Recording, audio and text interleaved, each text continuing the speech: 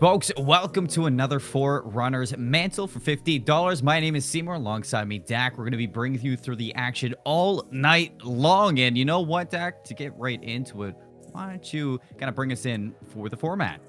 Yeah, absolutely. Well, first of all, great to be here, my man. The second Oh, yeah. Forerunners Mantle, first time with you. I'm sure we'll have an absolutely fantastic time tonight.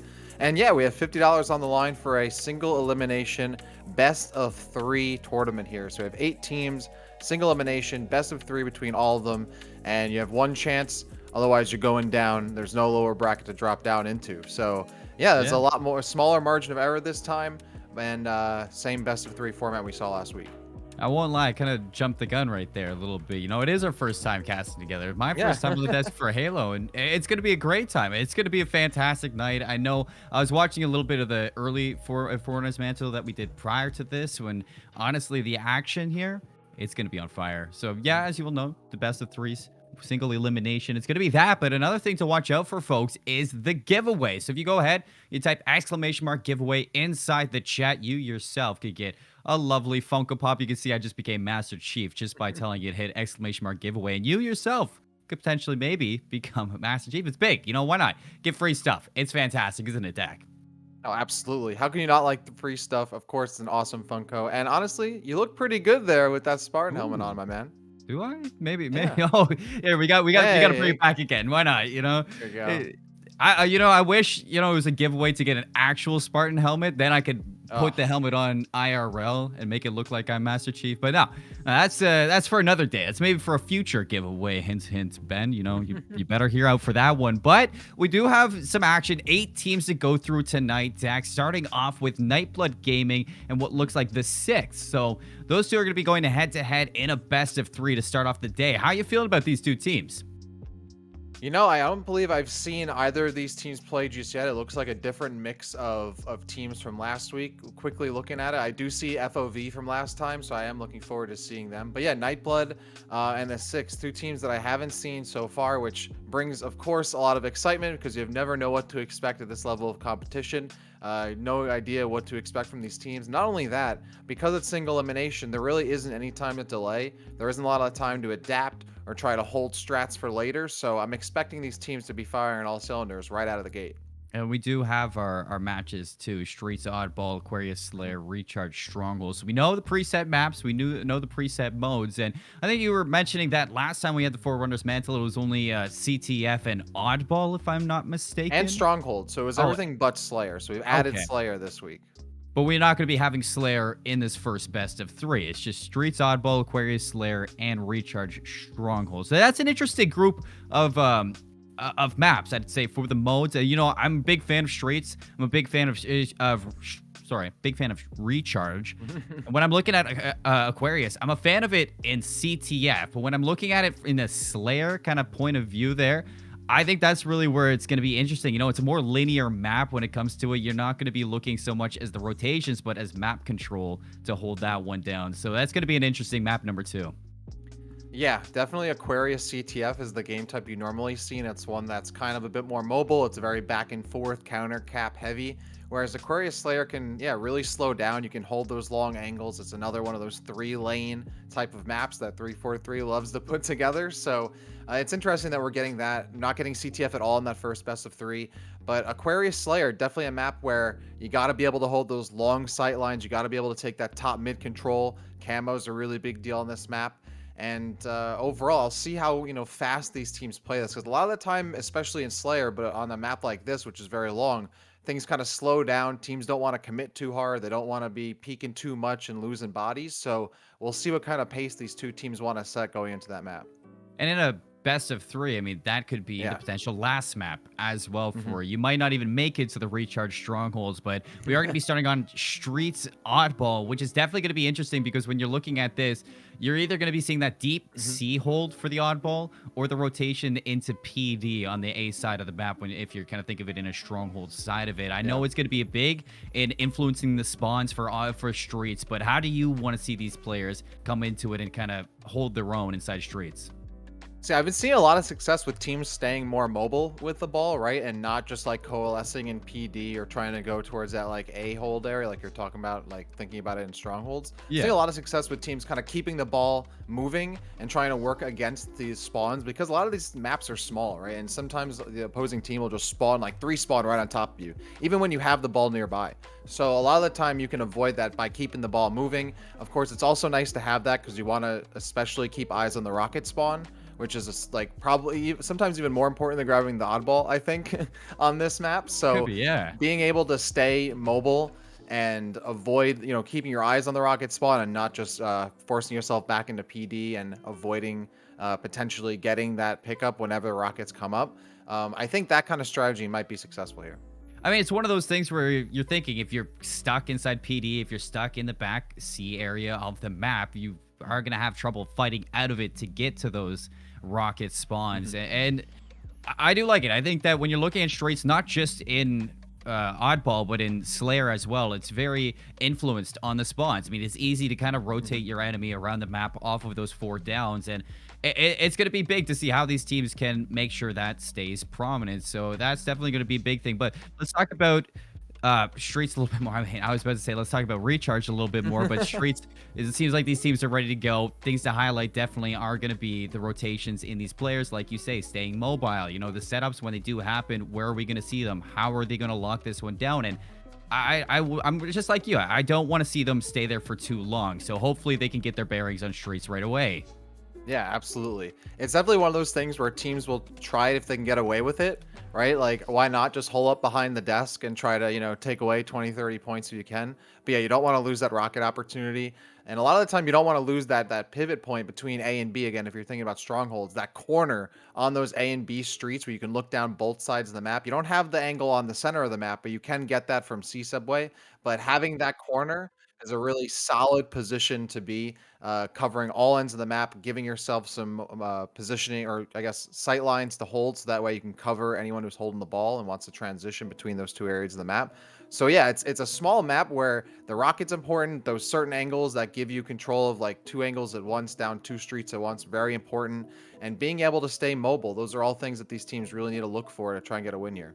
Oh, I definitely. You're going to be looking at these teams to make sure that they can highlight these maps in the proper ways. But as we are getting these players back into a lobby, we had a little bit of a tough time getting the game started. So the lobby broke. We're getting the players right back in there, and we'll start it as soon as possible, folks. But Dak, you got HCS Rally coming up right around the corner. You Yes. have you have amateur play right now on Forerunner's Mantle, and Halo is thriving, man. Like, how are you feeling about this game? How do you like Infinite so far? It's nice to see everyone enjoying it. I'm enjoying it as well. It's great to see Halo esports thriving. It's come a long way from its peak for sure, but it feels like the energy's there again, the vibes there again. Great to see everyone excited, and of course, the game also being on PC, I think really increases the amount of hype that everyone's seeing. The majors kicking off immediately, the open qualifiers you Oh can yeah. jump into immediately. All those different things are showing that not only Halo is back, but it's important to stay tuned and try and jump in when you can, because there are a lot of opportunities to not only compete but also win big. And it's great to see Halo kind of back in the forefront of things. Of course, a lot of catching up to do as an esport overall, but I think so far it's been a great start. Halo as a whole, I mean, I've been a fan of it since I'd say Halo 3 came out. I know I used to play it in Halo 2, but I wasn't really like aware that I was playing Halo since like Halo 3 came out. So I've been a Yeah. fan, for a long time. Started watching HCS in Reach, and Halo 5 was a fun game. I enjoyed it a lot, but I mean, how many years down the line, other things just got a little bit more prioritized for this one. So I love seeing Infinite back. It's the classic feel. It's just definitely putting some life into Halo, the Halo that I knew and I loved growing up, and it's nostalgic to a chance. And I love that we're gonna get a chance now to highlight some amateur play here in the Forerunners Mantle. You know, we see the HCS teams going head to head in these brackets all weeks long, or for like the whole month, basically, moving up to HCS Rally. But getting this chance to look in at teams that are potentially looking to climb this ladder, potentially get into that pro play later on the time, it's going to be cool. I mean, $50 on the line, you know, there's not a lot to lose for these teams. It's just kind of coming out, getting some reps in for Halo and showing your best. So, I mean, Forerunners Mantle, definitely a great place to showcase these, I don't want to say lower tier players, but these players looking to grind out and climb the ladder. Yeah, definitely up and coming players, teams that we might be seeing at, you know, bigger and larger events down the line. So it's great to see where they start off from. And yeah, of course, we're going to kick things off here with Streets Oddball. You're already seeing the action take off with a bunch of kills coming out from the Six, who get that control of the map, but not immediately the control of the ball, as NBG is going to get the first points on the board. And Six not too far behind. You see Santea already with their shotguns, clearing out that ball. They're going to pick it up in the back PD area. Look to lock this down. Heavy on their trail. Nightblood right off the spawn inside Arcade. Hop up onto those planters. Force that ball to get down. Forces Sparta to make the wrap around. Let's see if he can win this big two-piece right now. Shots are in, but the kill's not going to be there. So NBG right back into control of the ball. Only for a moment, though. And you can see how important it is from that play from Sparta, not just to hold the ball while the action's going on around you. You got to jump back in, know when to drop the ball and put some shots in and help your teammates team fire to create some more space for yourself so you can re-grab that ball. Unfortunately, Sparta couldn't get the two-piece, as you saw. And now both teams trying to keep control of that ball, but NBG starting to walk away with it. They have control in PD still, and they have this lower lobby area all cleared out. So the Six have to figure their way in. They do have the spawns blocked all the way up through Arcade. So you can see the flood in through the Six, trying to force control of Soda. Santea has gotten in through the lines. Got to watch out for that. The ball is going to be dropped. Santea comes out with another win in the back line. A full 4 down now for the NBG. It's going to be the ball in control of the Sixth for a while. As you see the spawns for NBG, they do come up through the Arcade now, Dak. And you can definitely see on that map, 18 seconds left till that rocket spawn comes through. And you might be thinking NBG, they want to prioritize that. Oh, absolutely. They want to try and hold on to this lead they've gotten for themselves so far as the Six pick up the ball yet again. Just trying to hold control here as the push comes in. And that's going to be immediate kill. Cav goes down. So NBG, they're getting the player kills, right? They make it a 4-on-2 in the Six. Now they have to get rid of that ball and try to fight back, but they can't. So they've lost their players and control as things start to sway over towards Subway. That's not the nade you thought you were throwing at the ground there. But as things slow down for a moment, you see NBG in control of this ball. The Spanker now in hands of the Sixth, as you can see them working on in. Shot's going to be there, slaying out 2 of them with the help of Sparta on that shotgun. Can't pick up the ball. It's Dayton in the back line, winning a big, crucial one-on-one to keep the Sixth off of this ball. But on that Arcade spawn, you can see the Sixth trying to overwhelm this player in the back line. Dayton has that shotgun picked up, but not going to be pressured out just yet. Hits a good nade onto the cleanup onto the second. 3 down for the Sixth. Looking for the fourth, it's Sparta, but they're just going to prioritize the ball once again. That Bulldog pressure definitely making the Six feel think twice there. That's 4 players down. A few going up. They're all respawning now as NBG at that 65-point mark, still holding it over towards Subway. And the Six cannot figure their way in. They still got to deal with this Bulldog as they try to walk in. Zan goes down, 4-on-3. And now that Stalker going to get picked up. Shuzin puts some shots in, cleans up. Another 2 down for the Six. And you can see here, the ball continuing to get points, continuing to build for NBG. But the Six can't figure their way in without losing 1 or 2 players. So the push is not at full force. That's that mobility that we're seeing out of NBG, making sure they slay those lanes. Xander, that might be the start now. Time to collapse with the Six, but 5 seconds left. They got to get in fast. I don't even think they have time to kill him just yet. And no, they don't. So NBG, with a perfect hold back C, able to slay those lanes, take down the Six, and go up 1-0 right now in Oddball. And for folks just tuning in for the first time in Halo, Oddball, a best of 3 of its own. So Nightblood now on map point. I like the best of 3 change. It definitely avoids or eliminates the opportunity for those long, drawn-out matches of Oddball. I think it creates a lot more excitement. Couldn't agree more. Fight for the Rockets. Ball in control of NBG once again. Xander able to find one, but here come the Rockets, and It is going to be an instant trade, and now there's going to be MBG. They can clear a Spartan back here. They will be able to lock down this ball. Ball gonna get picked up. NBG again stacking up points. They have that rockets control. They have the player advantage here. Santia going down again. NBG just winning these fights left and right. And they will lose one Dayton, but there's a nice pickup. Shuzen finds another to trade things out. And the ball not getting completely, or not getting picked up, not being held. No points being gathered by NBG because there's a lot of pressure right outside the subway here. And MBG holding on to these spawns, are spawning the 6th. All the way deep purple. Finally, the ball, it is going to be picked up in the 6th for a few seconds, but you're looking at your teammates to pick up the kills, and they do. It's a nice 2 down now in favor of the 6th. They have control of Arcade. They have the aerial view of that overextension, but when you're looking at Nightblood, looks like they're flooding in through B. Oh, the Sentinel Beam waiting right there for them. Has to back up. And that's pressure you don't want to deal with. Now getting a 2-on-1 right outside staircase. Sentinel Beam goes out yet again, gives away their position, and they go down as a result. Now it's a 2-on-2 situation. The 6 falling behind here. Now they're almost down 30 points. Once again, getting back into the fight is Sparta, who cleans things up and re-grabs the ball. Going for 2, but can't make it happen. Still, though, NBG with a big lead here on round 2. Good trades at MBG. Now, racking up that time. Bulldog in the back pocket. Good for the punch, but can you walk away with the kill? No, you can't. The help comes through for the 6. So all 4 players still alive. Looking to heal up. Spanker on the ground as well. So right now, 6 can pressure this one out. Get control of these rockets.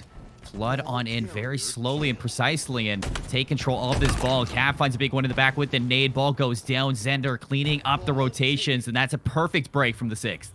Yeah, that's absolutely huge. Not only did they get those kills, they got them without using the rockets. So they're still holding on to those, I believe. They still have the Bulldog as well.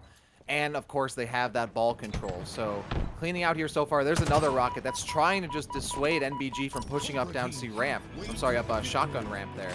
And the 6 now have to start looking for potentially a means to get out of the subway area as there's some more pressure coming in. Another Shaw's kill. But they have ball control. Despite losing these players, they're about to lose it. There goes Sparta, gets grenaded out. The ball will go into NBG hands as they try to hold this. And it looks like they're going to continue to hold it towards Subway, but they're positioning themselves potentially to go towards Shoddy Street if they need to. Down 30 points. Power weapon, Bulldog, going to be locking down these B steps. They're looking at the 6, looking to get us in. Bulldog chipping away at that armor, but the kill's going to come through. Trades hot on their heels. Still time in the hands of MVG here. Nade's going to land. Dayton comes out with 2, but the ball, it's going to be unoccupied on the ground. Finally cleaned up again, and you're looking at Xander, closest one here for the 6 to interrupt this right now. What are we going to be seeing out of this ball character? Is he going to get that quick melee off? But it doesn't seem like that's going to be the case here. As the feed chopped up. Okay. Hey, and we're back. Yes. Hopefully we didn't lose the duration of that game there, but things were getting close. We've got a good oddball game so far. I mean, we did. I mean, we didn't really see exactly what you wanted to see out of it, Dak, when you were explaining Streets Oddball and the mobility of it, but we were seeing some good holds out of those teams when it did come to that back A area near PD or even deep back C off those spawns. So, I mean, these teams not really going for the mobility side, more so just trying to slay out those lanes and make sure that they're spawning that team out on the way opposite side of the field. Yeah, absolutely. You could see like once that back PD area wasn't working, the ball started to transition over towards Subway, towards C. But yeah, it's hard to kind of get it out of that area as well, right? It can be pretty deep, and a team gets the kill and leaves the ball there. We're like, well, I guess we'll hold it here. But you can see that results in a lot of grenade spam coming in. You get killed by a lot of those situations, and then once you give up rockets, once you give up Bulldog, the other team can come in and rotate and transition and grab that ball from you. And now they're holding that position. So it seems like, yeah, that's what the teams wanted to go for. We saw a little bit of mobility, but it came down to just holding off in that corner and then relying on the 3v4. And folks, while we get things back into the lobby and figure out what's happening between the 6 and MBG, we're going to cut to a break. And when we come back, more Forerunner's Mantle. Stay tuned.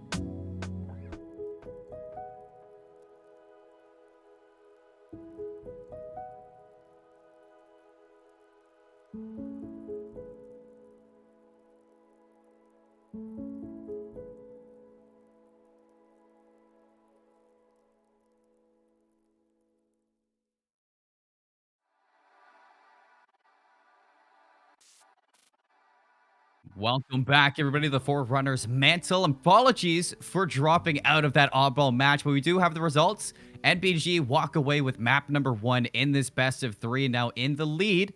Looking at um, looking at Slayer up next, and if I knew the map right off the top of my Aquarius. head, Aquarius, yeah, There we it was go. there. It was like I'm like You it starts had with it. an A. I can't think of it. Yeah. I mean, I played all day long, but I can't think of the name. But yeah, we got Aquarius Slayer coming up next, and the potential last of the two. We got a little bit of a taste of these two teams inside that oddball deck. And how are you feeling about this matchup between the Six and Nightblood?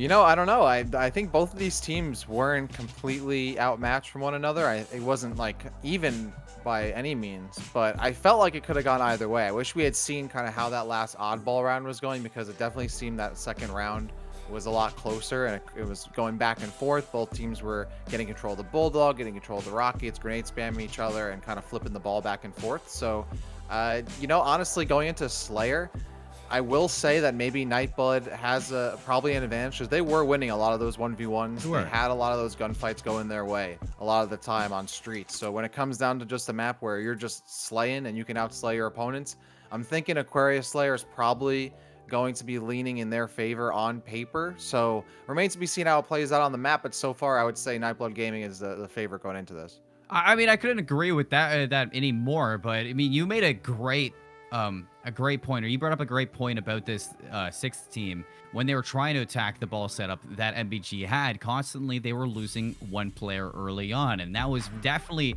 leaving a lot more of a hole in their strategy for when they were trying to clear out that ball in the later ends of streets. But I'm worried that's gonna translate a little bit into this game here in Aquarius Slayer.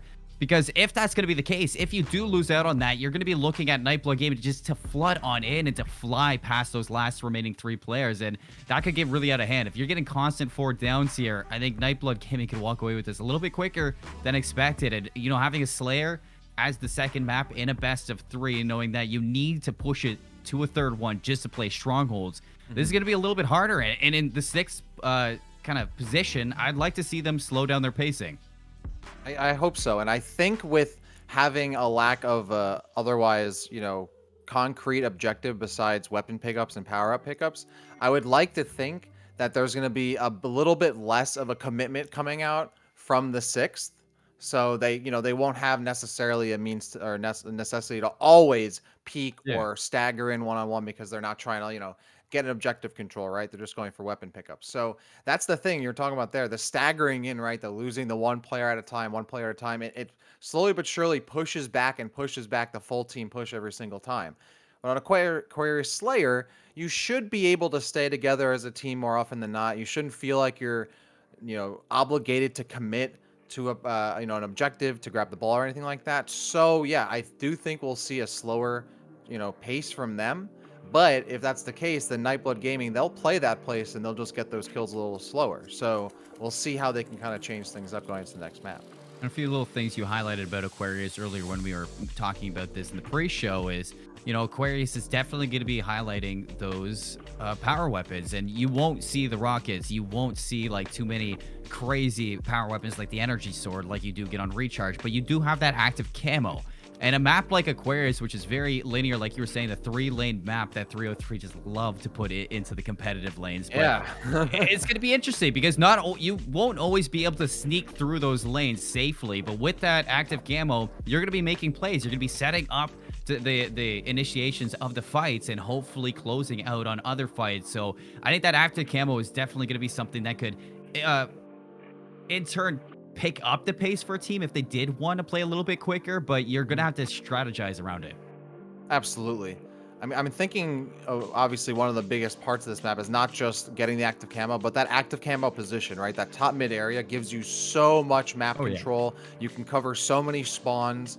And aside from, yellow closet and the other closet on the other side, like you have full range of the map from that position. And not only, you have those long lanes, but you can drop down and run away so quickly on this map. There are a lot of little routes you can take to drop away and get out of, slide of sight.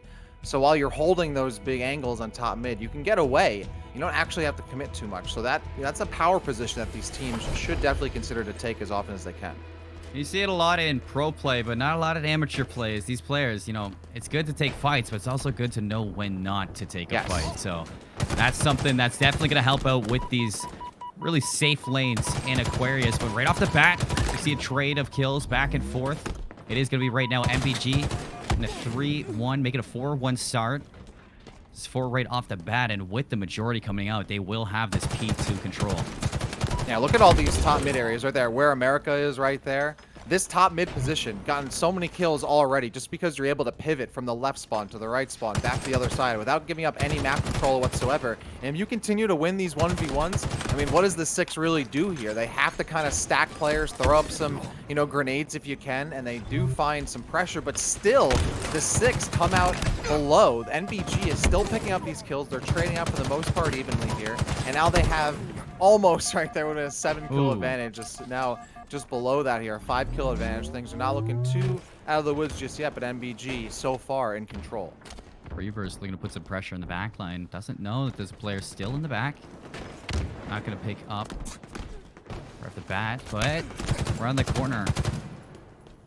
Still just going blow for blow with each other. Top utility, you're going to see the 6 double stack it to look to push on out, but not able to do so. Walking right to his dad, Xander. Having trouble just escaping his own base. That's an awkward position to be in. America's going to find one help on the second. Doesn't get the melee on the third. So it is still going to be a full twice as much the MBG has over the 6. NBG so far looking very confident right now, not only in their gunfights, but as you said, knowing when to back out, when to acquiesce, give up a fight, and find a teammate to, get the buddy system going right here. You can see MBG now flying through these 2 players together, clearing out top mid. The 6 lose complete control there, and now they're almost down by 10 kills. The active camo going to be going into the hands of NBG. It looks like it might have just gotten activated before they go down. So 2 down for NBG. The 6 pick up a couple kills, but they're still down by 8 as we get closer to the halfway point here on Aquarius. Having a little bit of a comfort zone off that, you're okay with burning the camo, because at least your opponents don't get it. So you know where it is, you know who doesn't have it. And now you can take those fights once more with top mid control. Cav able to get the shots, the melee from the teammate to help put that in the grave. Excellent nade to start off that fight. Able to find the first one from Sparta, but the trade from Dayton. Great, gonna be there on the post nade. He's able to clean him up. That's a really solid grenade from the grave. And especially on a map like this where, you're not sure if you're going to win a fight, just throw a grenade at the wall. Try to ricochet it. Keep it active as you're alive. America picked up another one. So good so far, going 8, 2, and 4 right now, looking really solid. The 6 just can't figure out how to take these gunfights. Oh, that was a great one. Actually, right, I take that back. Cav picks up a 2-piece, and that was off a solid team fight right there. Zan also gets on the board, so they're still keeping pace, but they're down by 8 kills, which is where NBG and the 6 have been pretty much the majority of this map. One solid 4 down would be great, but you look at how far away Santea is to his teammates. Very disconnected. That's going to put him in an awkward position when the flood comes through. MBG able to clean him up almost instantly. And when the trades come through, already down a player, you can see that MBG just able to pick them up with that player advantage. Dayton going to clean up Cav. Now Xander, the closest one, pushed up in that P2 area. This is actually sneaky from Reapers. He's going to get right in behind all these players. And this is going to be dangerous for when they push on in. Oh. Reapers trying to put some pressure on from top and gets away with it so far. America will help them out, but took so much damage and still survives nonetheless. Cav was the only one to stay alive after that 3 down there. NBG starting to run away with it just a little bit as the 6 pick up their 19th kill, but they are falling behind. They're now down so much more. NBG with 3 up. They're waiting for Dayton to come back as they've slowed things down. Zan gonna burst out. There's the active camo ready to go, and looks like the 6 gonna be going for another push here, but can they come out on top? This is, oh, it looks like the active camo got stolen away before they can even get there. Cav and Chausen will trade off each other. America and Dayton get some more kills, and the 6 slowly but surely are losing grasp on this, getting this lead back. Losing footing, losing full. Reapers just cleaning them up. The confidence is showing for NBG, and now Heatwave in the back pocket. He's going to be playing sneaky around this, see if he can get these close quarter duels and get those early shots on in. Santea, 1 shot at the back, calling for the cleanup. And Reaper's able to find a Cav, but still alive. He's going to heal on up. We're looking now at Reapers chasing somebody down in the top utility over in yellow. Why did they sneak away? I don't even know where they were able to go. Wow, nice shot. Cav can also look for some shots here. The 6, again, making one of their strongest containments of top mid so far, but they can't keep Sparta alive. Cav will trade out there. Oh, and it looks like Reapers almost got away, but Zan will take that as well and puts the heat wave in their pockets, so they're going to push on through there. 4 up from both sides. Nice help. That's a nice trade, or a nice kill there. Yeah, the 2v1, that's huge. Dayton will go down. 4 on 3 is the 6. Now climbing things back, getting a few kills. Down by 11 still. And now just like that, they pick up 2 more. They're only down by 9. They're starting to bring things back, but they don't have a lot of time. They can't keep at this pace. They got to start getting a lot more kills here. Only 10 left for MBG to close out this game. I'm starting to really appreciate the 6 right now and the way they're handling this, but hopefully it's not too late for them to show up to the party. Reburst cleans up the player on top util. Able to recover this heat wave. A pinch coming out from Cav and Sparta. Down low. Sparta able to take down Sushin. And there's the follow-up too from Cav. So this is some good pacing right now in the late game from the 6, but you got to be careful not to fall behind too much. And this might be it. Only 44-34. 10-point lead still. The 6 have really picked things up, but again, that large margin between them. NBG doesn't even have to trade positively. They just have to trade, 1 kill for every 2 at this point, and they're good to go. So the 6 are bringing things back, but they don't have a lot of time left. 5 kills left on the board. They're still finding themselves one-on-one, one-on-one, one-on-one, not able to actually find these team fires until finally they have that top mid control, and Sparta helps out from above, but they lose it immediately. Shawshan also gets another kill there. Now 4 kills left to go for NBG, and they are just going to take their time with it. They smell blood in the water, and the 6 now have to be very careful if they have any chance of staying alive here. Here comes the push. Xander taking some shots down low. Gonna be trapped right now for that. Armor broken. Now 2 remaining. Sushin off the top rope. Sparta hiding behind it. Tagged so low. The melee gonna get there in time to clean him up. 1 remaining. And this is going to be the whole collapse from the team. This last point's going to be put through. NBG close out this best of 3 in a 2-0 fashion sweep to move on throughout the bracket. I do have to say, towards the end of the game, I enjoyed what I was seeing out of the 6. I think they picked it up, but I mean, you and I, we both harped on it a lot. The damage was done and it was already too late. Yeah, this is one of those situations where you hate to see that it's only single elimination, Timing wise, that's great, but the six certainly a team where they were starting to pick it up. They were starting to adapt, and if they had a little more time, maybe another set to go, we could see them getting farther in the bracket. Unfortunately for them, it's only single elimination. You do not have that large margin of error, but they were starting to bring things back. They took too many losses early in the map that it was way too much work later in the map for them to actually make up all that room, all that lost territory, all the lost points that they had lost earlier in the map. And it was cool, getting our first little taste of Slayer here in the Forerunner's Yeah. Mantle. Aquarius, it's a solid map. It's probably one of my favorites, at least for CTF inside of Mhm. Infinite right now. Slayer can definitely play a little bit to one side in certain situations. If you get that active camo, definitely will help snowball some team fights in your favor. But there was some good back and forth right there from Nightblood Gaming and the Six to make sure that the Six weren't too far out of it. But Mhm. it's just when things kind of were put into perspective and you were looking at those team fights coming through Nightblood Gaming, I highlighted it a lot that Centea on the Six was disconnected so often, and that losing that one player allowed for Nightblood to flood on through and make sure that they were cleaning up things. So, I mean, in my eyes, I really like what I get at a Slayer. I think it's one of my favorite game modes inside Halo competitive that makes it very interesting to watch. But I mean, how do you feel about it? Slayer overall, I'm personally I like having objective, right? Like I think that just it gives you the extra layer, the extra depth. But I think you gotta have to mix in the Slayer, right? It's classic Halo. So like to not have it, I think is maybe a miss, but I'm glad we added it.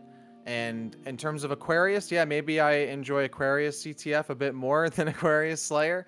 But yeah, I think at the end of the day, what this game comes down to is being able to win your gunfights. You can have to have the strategy there. You got to have, the mental fortitude as well. But if you're not hitting your shots, nothing else matters. None else matters besides that. So I think having that Slayer, giving teams the opportunity to kind of slay out, and especially teams that might not be strong objective wise, an opportunity to shine too. It's good to see. So I'm glad that it's in the rotation. Well, folks, we are going to get ready for the second matchup that is going to be on stream. So we're going to head to another break. And when we come back, more Forerunners Mantle for your enjoyment. Stay tuned.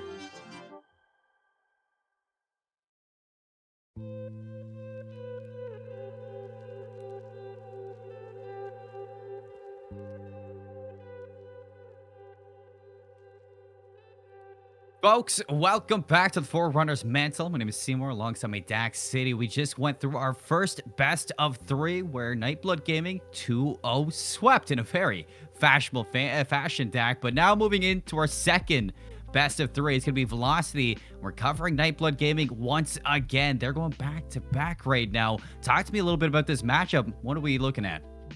Yeah, well, first of all, love to see us following a team that just won. I love following a team through the bracket, see how far they can get. So we're gonna have that opportunity with Nightblood Gaming.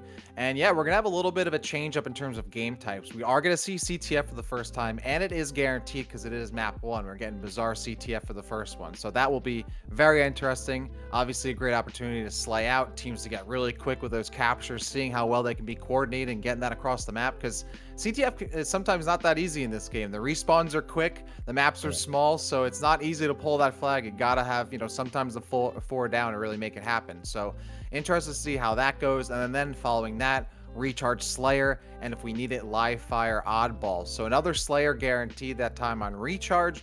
I'd personally love to see an oddball as soon as possible. I know we're guaranteed one in finals, but maybe we'll see it here. Yeah, this should be interesting because again, this is going to test not only the Slayer opportunity but a different objective skill set here with CTF.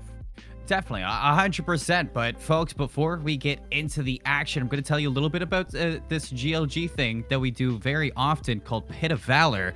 We're kind of up on Pit of Valor 72, which is going to be $1,052 prize pool. Free entry, by the way. Let's go with that as well. So free entry to get into that giant prize pool sponsored by Librex Fulfillment. If you want early access, you yourself can type in !GLGCC to get more info on how to be early access. And you yourself, you can get it free of cost to this excellent prize pool for the Pit of Valor. But get back into this Halo now, to get back into the Forerunner's Mantle deck.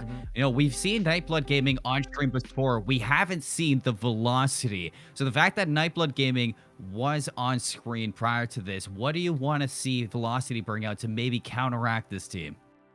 Well, first of all, they got to figure out a way to be winning these gunfights because we know that Their opponents, the 6, weren't able to do that, and MBG got their numbers. So if they can outslay NBG, would love to see that. And then, of course, the power weapon control here. You obviously have rockets. You've got overshield. These are the big 2 pickups on this map you got to have. A lot of the time, you really need them to push the flag.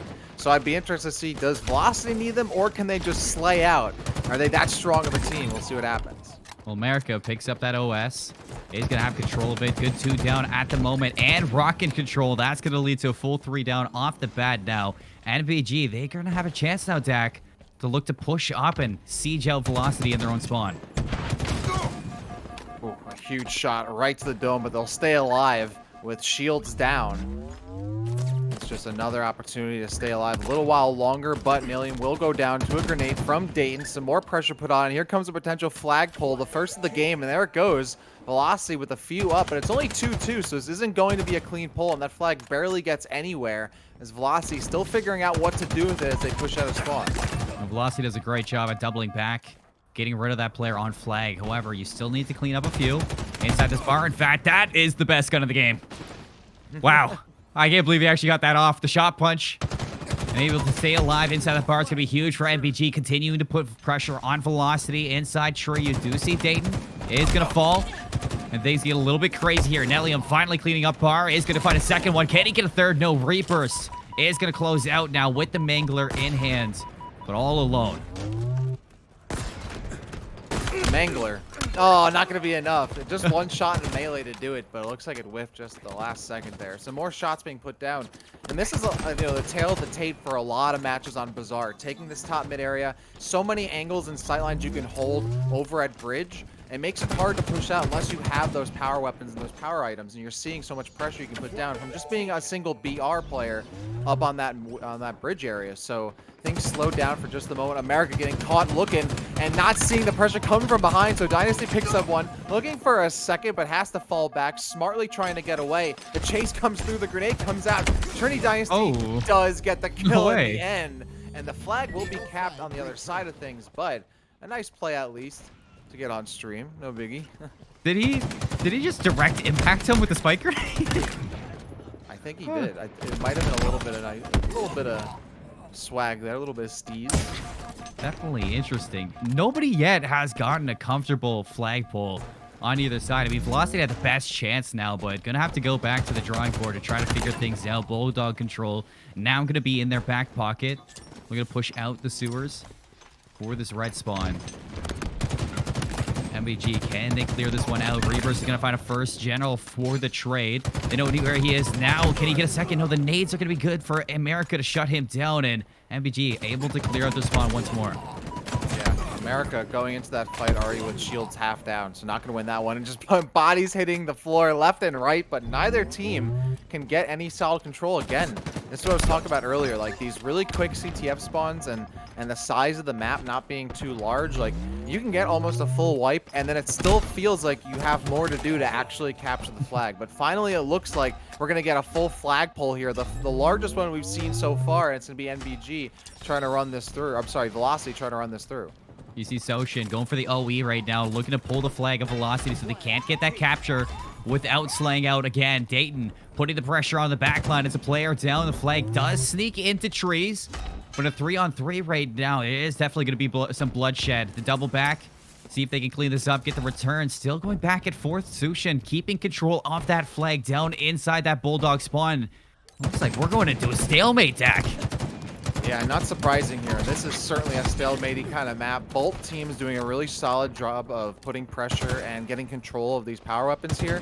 So it's like it's going back and forth. Neither team is really unevenly trading. There comes the overshield comes through. They also have the grapple as well, and General Iru comes through. By the way, Iru, this is not their first Forerunner's Mantle. They were on Nor last time we played this. So this is actually their second Forerunner's Mantle. I knew I recognized that name. I'm sure there are some others here, so it's nice to see some players returning. We'll see how far they can get in this bracket. Back for vengeance. Yes. Some pressure now onto NBG spawn. Iru finds one, a second out of the two, but Dynasty not able to escape from Reapers, so still hoping to keep this one up for the stalemate. General Iru going for the return, and Nellium waiting for that flag to go back into their spawn, but still having some trouble back inside that red spawn right now. NBG holding their own and slaying on out. You see Cap's gonna drop. And that is going to be some pretty comfortable holds right here, but it does look like they're forcing this flag to drop over into the bar, so might put MBG in a pretty uncomfortable situation. This is actually really smart by Shusen, because you could see normally where you're holding the flag on the spawn area, like you can't actually hold any angles, so it essentially becomes a 3-on-3 if both teams have each other's flag pulled. But I liked how Shusen brought the flag with them over towards bridge to get back into the fight and keep flag control. So now Velocity's finding some more of these kills that might translate into this flag completion eventually. Bring out the strats. Still need to keep control of this flag, though. Here comes the collapse. Dayton has his teammates back. Flag open now. Dynasty's going to make that one sure. Now it's time for the nades to figure things out on each side. NBG putting some pressure on back. America touches down on the flag. Wins out on the kill as well. So Dynasty's out. Flag is safe. And time to slay out. Absolutely. You see Rebirth already heading back over towards Rockets. They're up in 5 seconds. Overshield as well. Big kill there by Rebirth. Puts them in position to pick up that overshield and will do so. Eventually picks it up. There we go. Took a little second, but finally gets control out, and they're going to absolutely need to use this overshield to run right in, try and get that flag, dislodge it from spawn, and push it out with that overshield. But already so much damage put in with those rockets as well coming out from MBG. Velocity now has 4 down. MBG has to make something happen here. If I'm looking at Velocity, you need to overextend. You need to make sure that this flag can't come through, but it does. Not able to get there in time now. See if they can get a counter pull here, as there is going to be a lot for Rebirth to take control of inside his radar. Able to find one. Not a second. Nellium for the trade, but rightfully so. He is going to back up because his flag is out in the open. And they need to make sure that this is going to go into another stalemate. They need to make sure that they're safe, because this rally from MBG, it's looking pretty dangerous. America is definitely in no man's land right now, and Nalia makes them pay the price. The flags right next to each other here as they're going to cap theirs back and continue to push the other team's flag through the double doors, and now get some map control, using the grapple to get back up into the rockets, take that angle away. But now can they win this gunfight? It's going to be another pull, and Iru maybe biting off a bit more than they can chew with that grapple, but they help out as they get the assist otherwise. 2-2 now, 2-3. Sorry, yeah. 2-1 there, as now it's a 2-2, and both Velocity players all of them are respawning back here, and as they do so, the flag gets capped as a result. It's 1-1 here. Yes, it is. You know, MBG had a good chance there to keep their own. They had power weapons. They had both the rocket and the overshield, but Velocity, that overextension was so smart to get the counter cap. To get things under control. I don't think MBG were really ready for that whatsoever. Still putting pressure onto the spawn. Dynasty is going to find one in the trade right away. 2 down for Velocity. Camp still in the back. And he is going to just be quite the nuisance. Draws out some of these MBG players at the moment. Velocity in full control of map position. I almost feel like MBG wasn't even completely aware their flag was gone. You can sort of like kind of get that bug in the game where it doesn't really tell you what's happening, where the flag is, or if it's been pulled. And it kind of felt like that because they weren't really positioning themselves to deal with that flag roll at all. They were still kind of slaying. And speaking of which, Velocity, 3 players going down as NBG starting to frag out. A bunch of kills going their way as America picks up their 10th. And some more pressure coming through as things reset towards the middle of this map. Both teams now position themselves back in towards mid. This is where they're going to start playing that poking game, seeing if they get these power weapons in. But you can't stay there too long. The spike grenade comes through, and America picks up another one. Dayton's going to fall in, and now here comes the 2v1 push into elbow. But Dayton gets there first. There's the kill. Nilium, again, another 2v1 for NBG here. And they're picking up and capitalizing on these almost every single time, Seymour. 8 seconds on these power weapon stacks, so NBG, they're really going to favor these weapons, see if they can siege out this spawn, and here the kills come through. Now it's time to put the pressure on. You see the charge grenade into the corner. America finds 2. Might be time for a pull, but playing their life very smart. At the moment, you see Velocity, they're spawning down inside that Bulldog camp right now. Sushum has that rockets, is able to find 2 down, and you look at Velocity spawning in their spawn now, so they're not really going to get a comfortable fight on their flag. They have to get there as fast as possible and slay out. There's only 2 minutes and 30 seconds left on the clock here. This could be one of the last flag attempts, so if NBG were able to get this through, that would be so huge because that time is now on their side. But that flag comes to a stop just outside the doors, and it looks like it is going to be returned. So NBG's attempt not proving fruitful this time, as they're still tied up 1-1. Both their players starting to respawn back again, and now Power Weapon's coming back into play. That Overshield to be ready to go right nearby below bridge. That's 3 down, or a bunch of kills there, at least 2 from Velocity. Shushin goes down, Reaper's down as well, I believe, and now Trinity Dynasty putting some shots on Dayton. The Overshield's ready to go. Dayton, that was a very risky push. No shields going for the Overshield. There's no way you're going to be able to grab that. And so Velocity will get control, putting some more shots in, using the thrusters to stay alive here is General Iru. And as NBG's players start to respawn, Velocity is creeping up and taking more map control. Looking to utilize this Overshield to full potential. Shots are there, but wow, that Overshield not amounting to anything whatsoever. So NBG, they stay in this for now. Minute 30 left in the game time. 1-1, so this could be going to extra time in the end of it. NBG now putting pressure on. Camps is going to clean up that player before he can take out his teammate. 1-for-1 trade, though, in that feed now. You see there's going to be a fight inside the market to see if we can take control of this map before anything gets out of control. But with only a minute left, you have to be thinking that the next string of kills is definitely going to be the best chance you have. Yeah, this is where it's scary, right? Because 1, 3, or 4 down could lose you the game entirely. And that's what this game, a lot of it is about. Oh, big double kill from Shawson, is you really can't afford to die. It's so important to stay alive in this game because of how small the maps are, how quick these spawns can be. And now here comes a push onto the flag. Shushin getting right into the fray. Shields go down. They're going to stay alive long enough to put some more pressure. But meanwhile, Dayton with a double melee off screen. The flag is going to be pulled. But right there and waiting is General Iru picks up the kill on Shawson. That flag is still going to keep moving. But the Velocity players are ready to receive. They get some kills. That. 1 kill, the melee off of it. Iru goes down afterwards. A 3-on-3. They even trade, but Neelian gets the pickup afterward. And that flag is still not moving. I like that from General Iru. Takes the player down with the flag, cuts off the rest of them, trying to rotate the flag out. Able to find 2 at the end of it. Slow down NBG, looking to play for this return. Sushin, is he going to get a touch? He does. That's going to keep the flag inside this. We are going to get extra time now. Chance for NBG to put this away in regular innings, and they get away through the double doors. It's last up the Dynasty. Big 1v1 in the back line. That might have been the saving grace. Oh, this is going to be hard. They have to get the return, and they have to cap this out. And Dynasty still alive. Rockets from Reapers. He's going to find 2. The players getting the flag right on up there. The return just needs to come through, and that's going to be NBG finding this first game. Oh, they just have to find it. The return just nearly away, and now that flag just has to be pushed in, and it's... Oh! They actually not get it in time. No way! No way! The flag was literally a millimeter away from the pole, and they didn't cap it in time. They were off. They walked off to recap their own flag, but then the time ticked away, and they had to re-grab the flag and push it in. And doing so, we went to overtime. That's a heartbreaker. Holy cow! Wow. Now that's a rare sight right there. That was Velocity's game 1 on the line. And they clutch up. That was all Dynasty's fault too. The Overshield having trouble to get picked up. Finally, going to be in the control of Velocity. They have Rockets as well. As Camps finds 2 with his BR in the back pocket. And with his Overshield now, if they take down Reapers, that is going to be a flag pull. It's easier said than done. Reburst was the top fragger for NBG going into overtime. And it is certainly his town to shine here. With no armor, though, will get put down from above by General Iru, who also gets traded out there. But the flag is starting to move out of the spawn. As a result, it's pulled on the other side just in case. Nilium will go down. Dynasty picks up the kill on Dayton to trade things out. But now mid-control trying to be established here potentially by Shushin, who's looking to cut this flag push off. Melee's going to come through. Iru for a second. This is it. You only need 1 flag cap. He sneaks it through the double doors. Reapers is able to clean him up. The return on one side.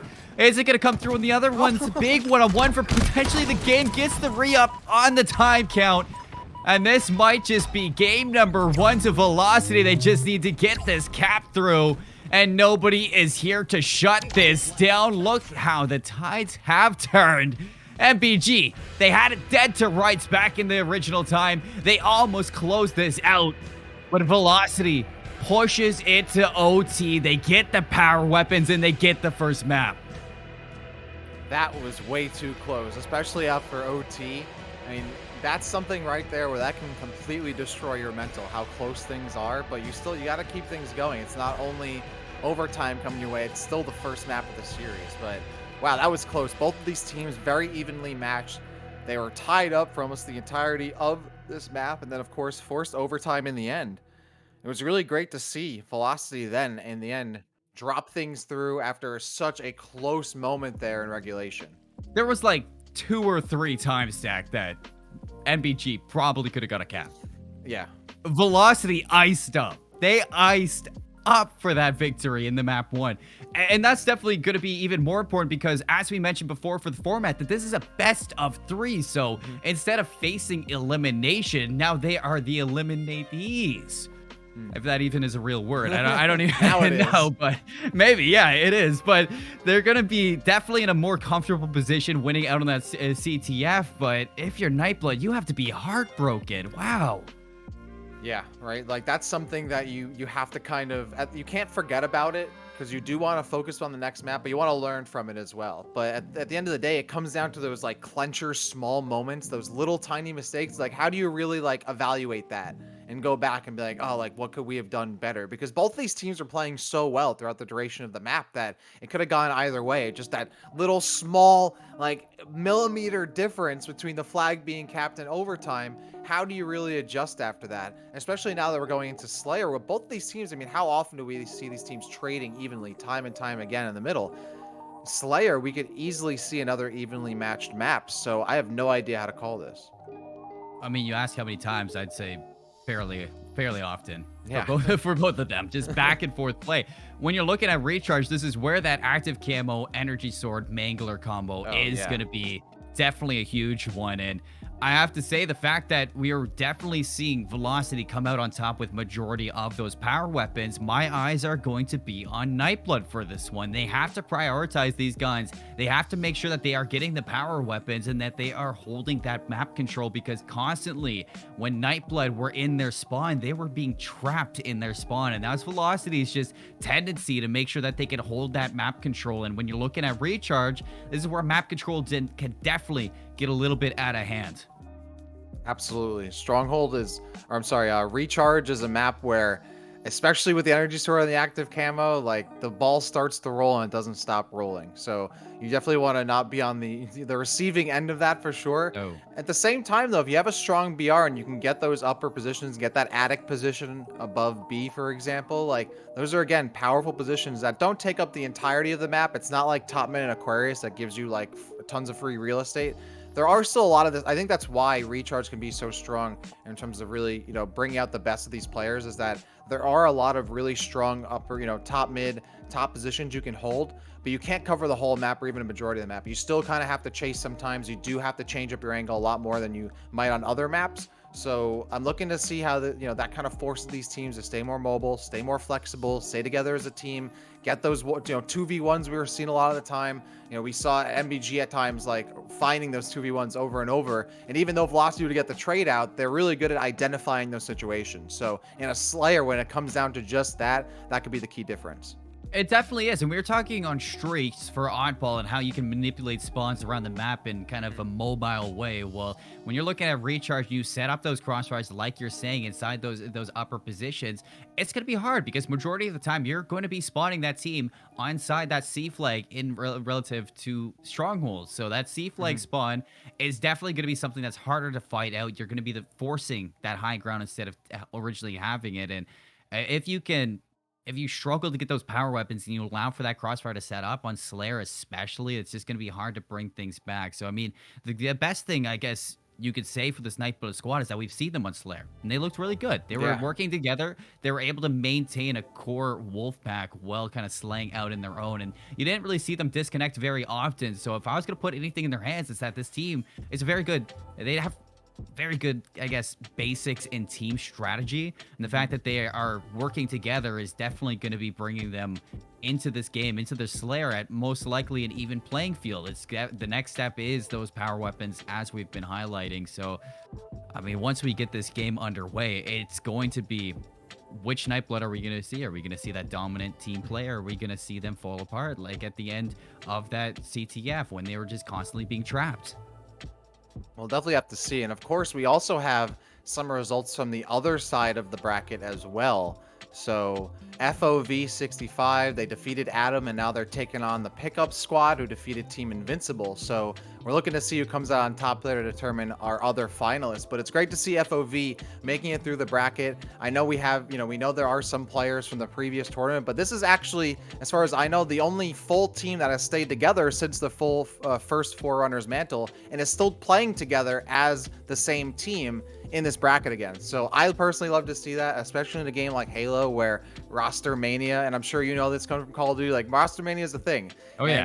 And the team stays together for, I don't know, one night, one day, and that's about it. And it kind of moves on. So to see a team still sticking together after a few weeks and participate in the next round of the tournament series and still succeeding so far in the bracket, that's great to see. So I hope we see them on the broadcast. Experience is going to be everything in this one. I mean, you yourself, you come from the Valorant scene now, you say. So coming from that one, you definitely know in the amateur side, it's just like one wrong tournament, one bad move, and it's every team FPS, man. I don't think it's it's since the dawn of time. If you play in a team FPS, like rosters do not stay together. I want to meet water. Like, I want to meet that esport that you don't get roster mania right off the bat for an FPS. Because I would love to know it. That is definitely going to be a dream, I guess, for some sorts. But here you definitely bring up a good point. Experience is definitely going to be big, especially when you're looking at this team in a Slayer standpoint. I think Slayer could definitely get out of hand with the inexperience. We saw that prior to this with the Six. I feel like they weren't really as ready to play as a core four, and you saw a lot of disconnections. So that's definitely going to be something that we're keeping an eye on for this one, is how you are going to be working in the experience side. But off the bat, you see 7-5 for NBG. As we're getting things going, they draw it right on back. No, it's Velocity 9-6. Yeah, getting right into the action. Love to see it. And you can already see that energy sword control, very massive. Velocity not only has control of the lead, but control of that energy sword. And so NBG, like, they have to play, kind of on the fence here, right? They have to stay mobile where they can't get chased down by the sword, but they can't overcommit and try to run around too much. And it looks like NBG does have control of the sword here, so they were able to get it. But that's the thing. It's kind of like that double-edged sword. If you're not moving around too enough, you can get caught out by the sword. But if you overcommit and run away too much, then you run into the sword that's, around the other corner and you die. So you definitely don't want to be trading it out. But both these teams, again, as we expected, very evenly matched. Only 4 kills between them. As soon as they got control of that sword, too, it was full 4 down Yeah. for MVP. So tough luck in their end. That completely slows its pace. You can see NBG locking down the long haul, while the rest of the team sending as a squad out through A side of the map, through pipes, and working respectively to take control of what could be a camo attack. Yeah, this is a much differently paced kind of game, especially even thinking of, recharge strongholds, right? Oh, nice pickup. America with a solid cleanup. Picks up 2, makes it easy, checks for the active camo, doesn't find it, has to fall back. But I mean, look how slowly these teams are taking it. We're not seeing them stagger in, right? Just sending in one player at a time, they die, 3v4, and then they respawn, and there's another 3v4. We are seeing things kind of stay together and acquiesce, but Velocity doing their best to do just that. They have 4 players up, they get 2 quick kills, and now they're trying to maintain that player advantage. Dynasty still cleaning them up now, using that active camo. Has a shock rifle, too, in the back, so this is something that's interesting. Shock rifle definitely playing like the sniper rifle, but going to be a little bit easier to hit those shots, hip fire range, because it has a little bit bigger of a hitbox. So we're going to get rid of those plasma nades and this one, and starting to get a good lead here, Velocity. Can they keep it going? Hip fire lands, but plays his life at this one, just maintaining control of C. It's his teammates to clean it up. Yeah, Nelium finds Rebirth. They try to run away, but that was smart, right? Like, that's a situation where there's no point in taking that awkward kind of one-on-one, try to run away. But again, you also have to take consideration of the fact that another player could be right there and waiting for you. Nice little repulsor boost, just making it look easy for Caps. They're going to transition right down, finds Rebirth, gets the kill, and Velocity are starting to run away with this run. They're up by 12 kills now as we go past that midway point. Using every mechanic that you can inside of Infinite. People are getting creative these days, Tekken. I love it. Dayton finally going to cut the momentum from Velocity. Find a kill onto Dynasty. Playing for that energy sword. Down spiral. Keeping our eyes here On this one, it's 2v1. Forced on out. That nade just blocking that corner. General's able to clean him up, has his teammates back. We're going to be ready for this last player. Focuses on that. General's able to find the beats out on both of them, and it's going to be energy sword to Velocity. Just needs to clean up this last player, and there it is. NBG putting so much on the line to secure that sword. They end up not getting control of it anyway. They're obviously pointing to how critical it is to have control of that power weapon. But also, you can't just willy-nilly run in there and sacrifice yourself. The pushes have to matter. And for Velocity right now, they are continuing to hold this lead, still with a 13-kill advantage, and they're stacking it up. It's looking so much stronger for them. And considering how close the last map is, I'm actually surprised that this is starting to run away. Like, the teams just seem pretty evenly matched at the beginning, but once one of these teams starts to get control of that energy sword and they start to find themselves 4 up, Velocity has that ball. They have that snow rolling down the mountain. It's starting to gain speed. It's starting to gain size. It's getting closer to that win. Yeah, there it goes. Oh, and didn't actually get the kill. So it'll trade over to NBG. They'll take control of that sword now. Give him the hands. 2v1 for Caps up top. Nade looking to clean it up. Not going to be there. Is providing that cover for Rebirth to heal up. Lands the shot with the shock rifle. Is going to escape as well. Not too long. Caps gets right back into that fight. Shots hit down. And this is Velocity now on 37 points to the 28. A whole 10-point lead right now. You have to be thinking, I mean, when you're looking at these players, Sushin not having the best game, 4 and 11. He needs to start slowing this one down. Together as the MBG, they all need to start slowing this one down and start valuing their lives. Some shots coming in here from America, who is certainly taking that advice to heart, playing it very safely, and Caps does go down. Shushin finds a grenade kill on the Manelium, returns fire, or rather returns a slice of the sword, gets a kill, and it looks like Dayton's not going to survive very long after Iru picks up that one. Active camo coming into play. We really haven't seen too much of this. It's been hard to grab for these two teams, but with the Mangler in tow, Caps is not going to survive for very long. It has an idea that someone pushed him and smelt it coming, but America gets the better of him nonetheless. They got a little bit dicey there, but job well done. This is one of my favorite combos inside of Infinite right now. Just that potential one shot off that Mangler with a melee. Could be everything. 41 to 33 as we're kind of drawing to a close inside this. Sushin finds Caps. Into this one, let's see if ABG designed to flood on in. It seems like they're not. They're just holding this crossfire through. America going to be pushing up to the stairs. Finds Dynasty, and the collapse now starting to unfold for MBG. That's a whole 2 down. Looking for the third on top. Dayton for the beat down, and that's a solid push for MBG. All of a sudden, NBG only down 4 kills. Velocity have completely lost all their momentum here. The sandbox is just being creatively used in every which way by NBG, and that's what separates the locks from the Master Chiefs, right? You got to be able to use that full Halo sandbox to the best of your ability, and NBG is starting to find the kills. They're down by 5 now down by 6. As Caps picks up 2. A huge cleanup here. And Velocity trying to maintain this lead. They're starting to do it. NBG starting to scramble. They were so close they could taste it, and now it's slipping through their fingers. Oh my goodness, Dak. That's all because the disconnection of MBG got a little bit too ahead of themselves. Allowed Velocity to slip on in. And now they might be facing elimination here on this best of 3. One last chance to pull it back. Oh, no. Finds Onelium. That's going to be a good start to this. And now looking to play their life. Big 2-on-2 coming over inside of that elevator area. Caps is looking to stay alive off of that nade, but NBG, most importantly, just regrouping as a core 4, and they are going to stick together. Active camo is going to be up, and this might be a game-winning active camo if Velocity gets it. Oh, and it looks like Shuzin might have snuck down there to try and grab it in time. Not sure if anyone saw them coming, but Caps in America pick up a couple in the meantime. Trinity as well. Shuzin does go down, so whether they grabs it or not, it doesn't matter. And now there's 3 kills remaining for Velocity. 2 more, and they are just getting closer and closer. They know this game is theirs, and they're not looking to give things up. Not trying to push this. There's no possibility for an OT at Slayer, but certainly not when Velocity is at the helm. They want to walk away and win this one 2-0. America's still alive down there. Sushin finds 2. 45 to 48. That's going to be match point right now for Velocity. They just need 1 more kill to put this one through. NBG has to play flawless. If they're going to sneak this one away, it says to a map number 3, Dayton. Armor's broken. Here it comes for the last remaining kill. They're hunting him down, but backing up respectfully, waiting for the team to come on through once more. and play this safe and sound. Here it comes. General Iru closes this through, and Velocity eliminates Nightblood Gaming. And just like that, the run comes to an end when it looked like they had such a definitive win in their round 1 set. All of a sudden, the tables are turned. They find themselves on the other side of a 2-0.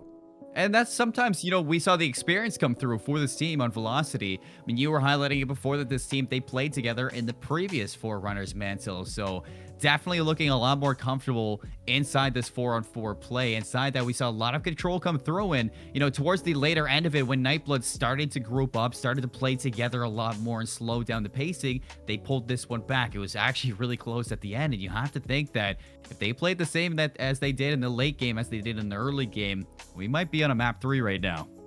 No, absolutely. This is, again, I really am surprised that Velocity ran away with it as much as they did, especially after Bazaar, where things were so evenly matched. We went to the OT, and it looks like it could have gone either way. Velocity, right out of the game, I mean, we had a little bit of a close match in the beginning, but once it started getting to that midpoint, once they had energy sword control out of the time, you're seeing them hit their BR shots very cleanly. I mean, it was like a 10 kill difference between these two teams for almost the entirety of the map until we got to that last bookend where things started to get close. But even then, NBG, they just couldn't keep it together. It's not about just the destination, about the journey as well. You got to be able to finish things up. You got to follow through. And you could tell they were so close. They knew they were so close. They started to overcommit a little bit. They started to try and force 1v1s they didn't need to force. And as a result, Velocity just started to clean things up. You can see Caps running in, getting 1 shot, 2 shot, 3 shots, and that's easy kills, cleaning up with double kills left and right.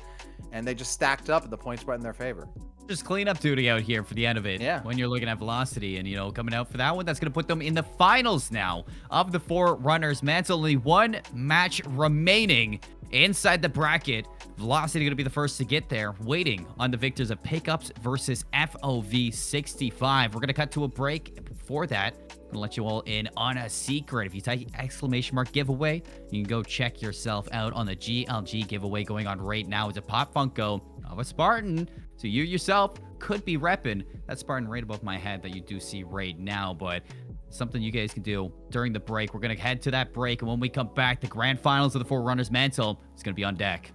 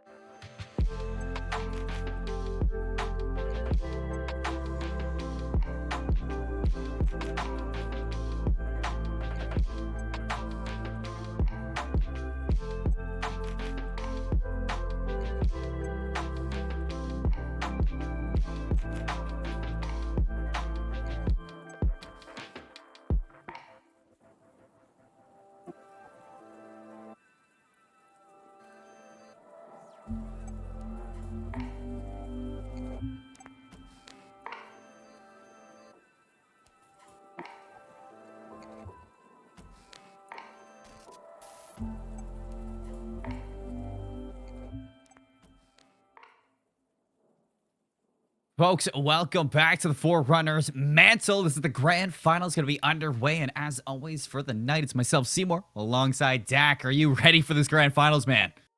Man, they all fly by when you're having fun, and I can't believe we're already at finals right here. We've been having Oh such a yeah. good event. I wish we had some more matches, but hey, that's the nature of it. And you know what? There's always next time. I'm sure we'll be having so many more of these. It's been an absolutely fantastic tournament so far, and we've got some great competition between some teams and players that are new to the event, also returning to the event. So it's making for an absolutely awesome tournament so far, and I can't wait to jump into this grand final.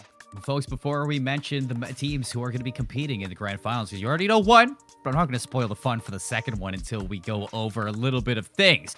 Well, if you are interested in more from GLG, we got GLG Lounge, an actual lounge, coming up in Rochester, New York, on the 22nd floor of Innovation Square, the GLG gaming facility. You can type in !GLGLAN in chat to take a look at exactly what it looks like. But Dak, I know it already got spoiled. I know the teams are below me right now. I was just trying to put some mystery into the bid. We got Velocity and FOV 65 going head to head into the grand finals. It's going to be a hype one. It is going to be excellent. Let's talk about it. Yeah, absolutely. I cannot wait to get into this one. FOV, a team that we saw not only in the previous Forerunners Mantle, but they actually made it all the way to grand finals last time. This is their second finals run and their second opportunity to take the tournament. They did lose to Old and Wash last time, active squad. But this time, it looks like they have a route to take it all. And of course, we have Velocity, a newer team, but we do have Iru, who played in the previous tournament. I believe potentially some other players as well, but I do recognize casting Iru from the previous event. So it's good to see these returning players, the returning teams, rosters getting together, staying together, mixing around. But considering we're seeing a returning team from the last series, the last tournament, coming in a finalist returning to the finals, I mean, that's our story right there. Can FOV overcome their opponents this time and win, or are they going to be second place for the second time in a row? Everybody likes a second chance. That's going to Yeah. be definitely a big one right here. But we're going to recharge Oddball for our map number 1. We saw it on Streets earlier. Talk to me a little bit about the differences in Oddball for recharge. What are we looking at here? We did see it in Slayer, but how is that going to translate into Oddball? Yeah, Recharge Oddball. This one is interesting. This is one is actually a map I would say teams usually don't move around too much. I'm sure I'll be proven wrong, but again, you try to find like that upper attic area with the ball is obviously huge. The energy sword spawn is also a big one, but I think that's like the fact that you're gonna have the sword available to you when you're covering for the oddball. I mean, that completely changes the game right there. It's gonna be a lot harder to break in, but it also might take away some rifles that'll keep you at bay long range. So it can be deadly, right? We already saw how crazy the active camo and the energy sword can be, but then when you mix in, all right, they're going to be protecting the oddball, they're going to be stationed around that carrier. How do you break that defense? It's definitely going to be a big one, especially like not just that. I mean, you got the Mangler that can go into that as Yeah. well. The combos are unfathomable when you're thinking of recharge power weapons. But we are hopping into it right now on screen. FOV 65 up against Velocity, as these players are ready to rock and roll. Shots down through Turbine right off the bat, putting some pressure on so you can't escape to grab that oddball right off the bat. But if you look at the feed, FOV 65, a hot 3 down. That's not a bad start whatsoever. And I'm actually noticing now they do have a slightly different squad. Looks like they have hoverboard instead of Easy Mac this time, but otherwise Rex returns, Angst returns, Ideas returns, and Velocity, of course, right back in it to see if they can be the victors of this one. But FOV 65 already in control, getting these kills. It's another 3 down for them, and Velocity finds themselves staggered now as Nellium goes down as the 4th while their team's respawning. This is the danger zone right now, because if you get the setup inside of that elevator, you're going to be spawning Velocity inside that C-plat area down towards that energy sword. So it's going to be hard to rotate through if you do have that crossfire. Velocity is going to have to be surgical in getting back in, and that's a solid start. 2 down. A player inside pipes, the player on the ball inside Turbine. The beat down is going to be there, and that's 2 down for Velocity. Once again, FOV looking to come out on top in the duels. General Iru finally finds one. Idea is back hot on the heels, has a little bit of help as well. It's 4 down from Velocity. Perfect so far from FOV 65. If you're not an addict, you're going to be over here. This is the other side of the map. You're going to be holding the ball, most likely, of course. Meanwhile, Nellium will be picking up that energy sword for free, but Trinity Dynasty went down just next door, so they got to be careful. There's another killer nearby stalking around. And they will be able to get away just in time and start to put pressure on this ball potentially. As it gets dropped, before they even get there, Caps picks up a kill, barely stays alive, gonna jump back into the fray. There's Trinity Dynasty, picks up the kill, gonna be able to hold onto the sword as well, and gets the ball in there clutch. So points are starting to stack up here for Velocity, but they've got a little bit of a way to go here as they drop the ball again. There's that Mangler you were talking about, and there's that damage it puts out, and Caps can clean up with another BR swing as they find the shots for the kill. The ball's still down. You can see Velocity looking for an opportunity to try and get it up. Cap just can't get there in time. There's always someone there to stop them from picking up the ball, but that Mangler is a huge difference maker. That's the X factor in them holding this area so far. Really where FOV got the active camo as well. Not sure if it's still alive just yet, but Caps putting that Mangler to use. The reset on the ball because nobody was touching it, so we're going to be heading back to batteries for a little bit of a scuffle. As Ideas is forced off up top, Angst is going to go down to Caps. A nice 2 down right now for Velocity to get control of this ball and pull it back into the attic. Yeah, that's the position I was talking about earlier. You're going to see a little bit of opportunity to keep it moving if they need to and keep themselves alive as the pressure and the grenades, of course, are thrown in. Oh, an early jump, and Rex is going to get the better of them. You don't want to be putting yourself in that position where you make it so easy to land the shots on you because you jumped into the air, and unfortunately, that's exactly what happened, so Caps will find that one. And the shots come through. The points are not moving, though, as the ball gets back into the hands of FOV. Velocity was unable to really get much done during that time. Both teams are going to trade, and look at that. Velocity 4 down. Caps is the first one back, but FOV is going to take that time to build up some more points and extend their lead. That's that scary part. Spotting long haul. It's going to take you a long time to get back into this fight. And over that 72 marker, Velocity starting to have their game life on the line. Hey, Rex, nice shots on down, finds one, tries to snap to the second, but that's 2 down the other way. FOV now backed up inside this elevator. Here comes the push for Velocity. Nellium finds the first one. Ball's going to be flipped around back into there, but caught alive inside that turbine. Ball goes down, recovered by a teammate. FOV making sure that Velocity just can't get this time, and that is the big key right now for FOV to continue this lead. Nice shots from Dynasty, 3 down. That was so huge. Velocity was getting staggered time and time again there, and then Trinity Dynasty gets a quick double kill, allowing his team a little bit of space, a little bit of breathing room to respawn here. Iroh's the only one down so far. They are able to get control of that ball, but the dire necessity to get points on the board turns into greed, and Velocity doesn't find more kills. Instead, they start dropping bodies. Now they're just 5 points away from FOV taking this first round here of Oddball.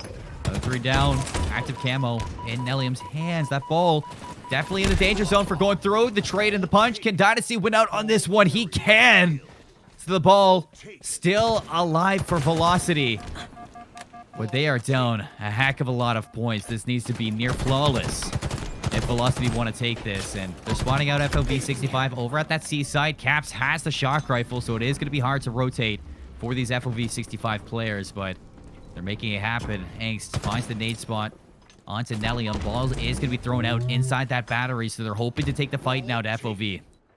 Yeah, smart by Velocity. You end up, oh, shock rifle comes in. No, Angst finds Caps first, but Velocity will get 2 and trade it out evenly. The ball is now in Velocity control. That was smart to get it out of attic because you don't want to drop it and lose it up there and then have FOV grab it. Who's at 99 points right now. I heard you clenching. I was clenching a bit myself and held my breath for a little bit there. Velocity just get there just in the nick of time. They still barely have control, but not long enough. They lose it outside sword, and FOV will take the first round on Oddball. I can see what they wanted to do. They wanted to bait FOV 65 into a spot where Velocity can set up that crossfire. But, I mean, when 99 points are left, he needs to pick it up for 1 second. And there's definitely a lot more health to take that lead right off the bat. Velocity having a better start to this round is going to get a nice 3 down. Pick up that ball, pull it over towards this elevator now, hoping to spawn out FOV 65 at that C-plat ejects That's exactly what they're going to do. Time to set things up now with ball in hand. Oh, that grenade's going to be perfectly bounced over towards Trinity, and it ejects the ball. They throw it out to try and take the fight, but the fight comes to them, and Rex gets the better of them.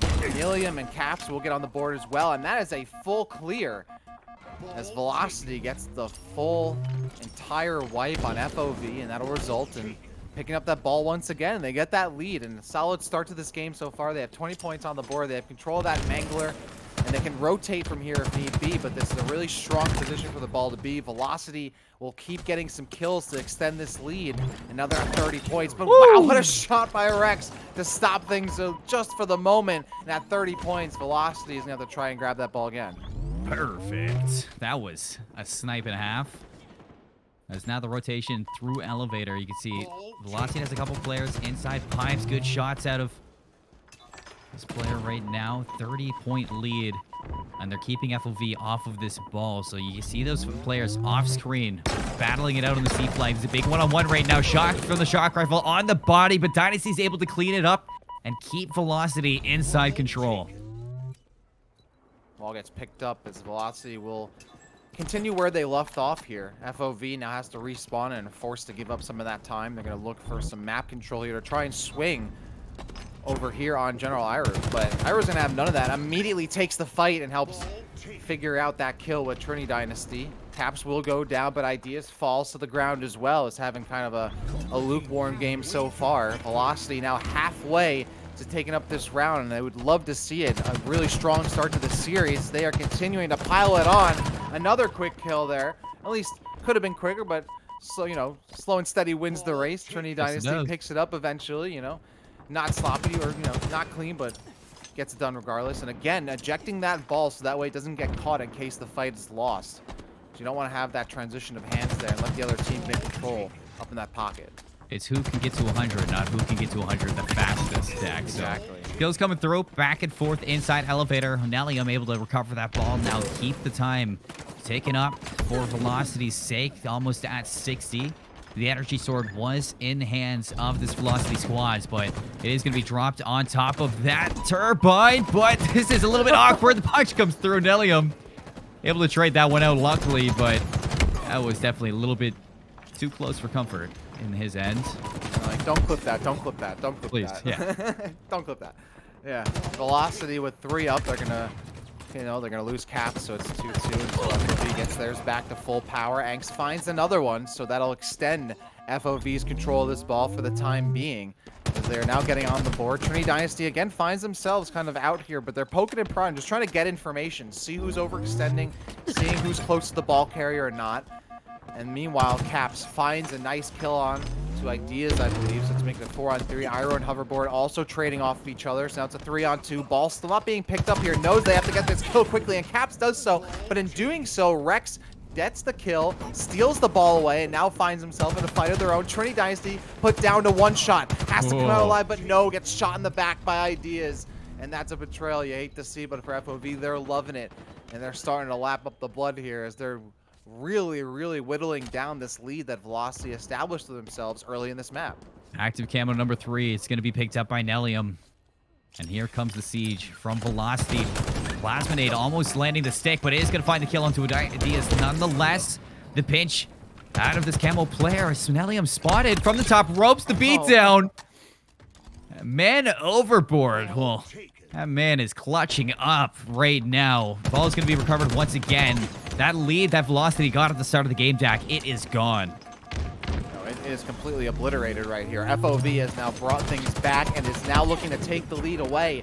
Angst and Trini will trade off each other. Nellium also goes down. Velocity finds themselves with an opportunity to try and steal this ball away, but no, Trinity Dynasty again loses the fight on that lower platform. Another body goes down, but it's for FOV this time. So finally, Velocity, after Trinity Dynasty did open things up a little bit, they'll get the hand on the ball for just a moment. They got to get it out of there, and they do. They're finally able to dislodge it off that top corner.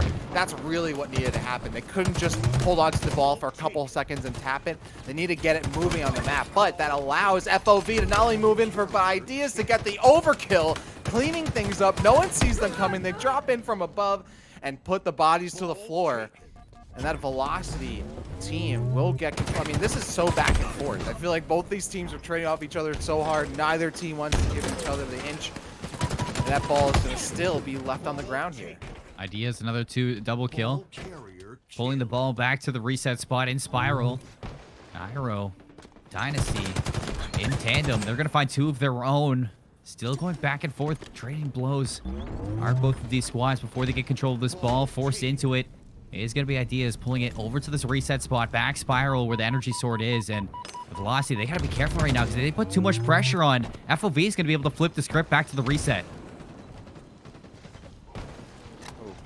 I'm not even sure if they know that there's a lot of pressure upstairs. Yeah, I think Hoverboard's coming to the party a little late here and unfortunately can't make too much of a contribution.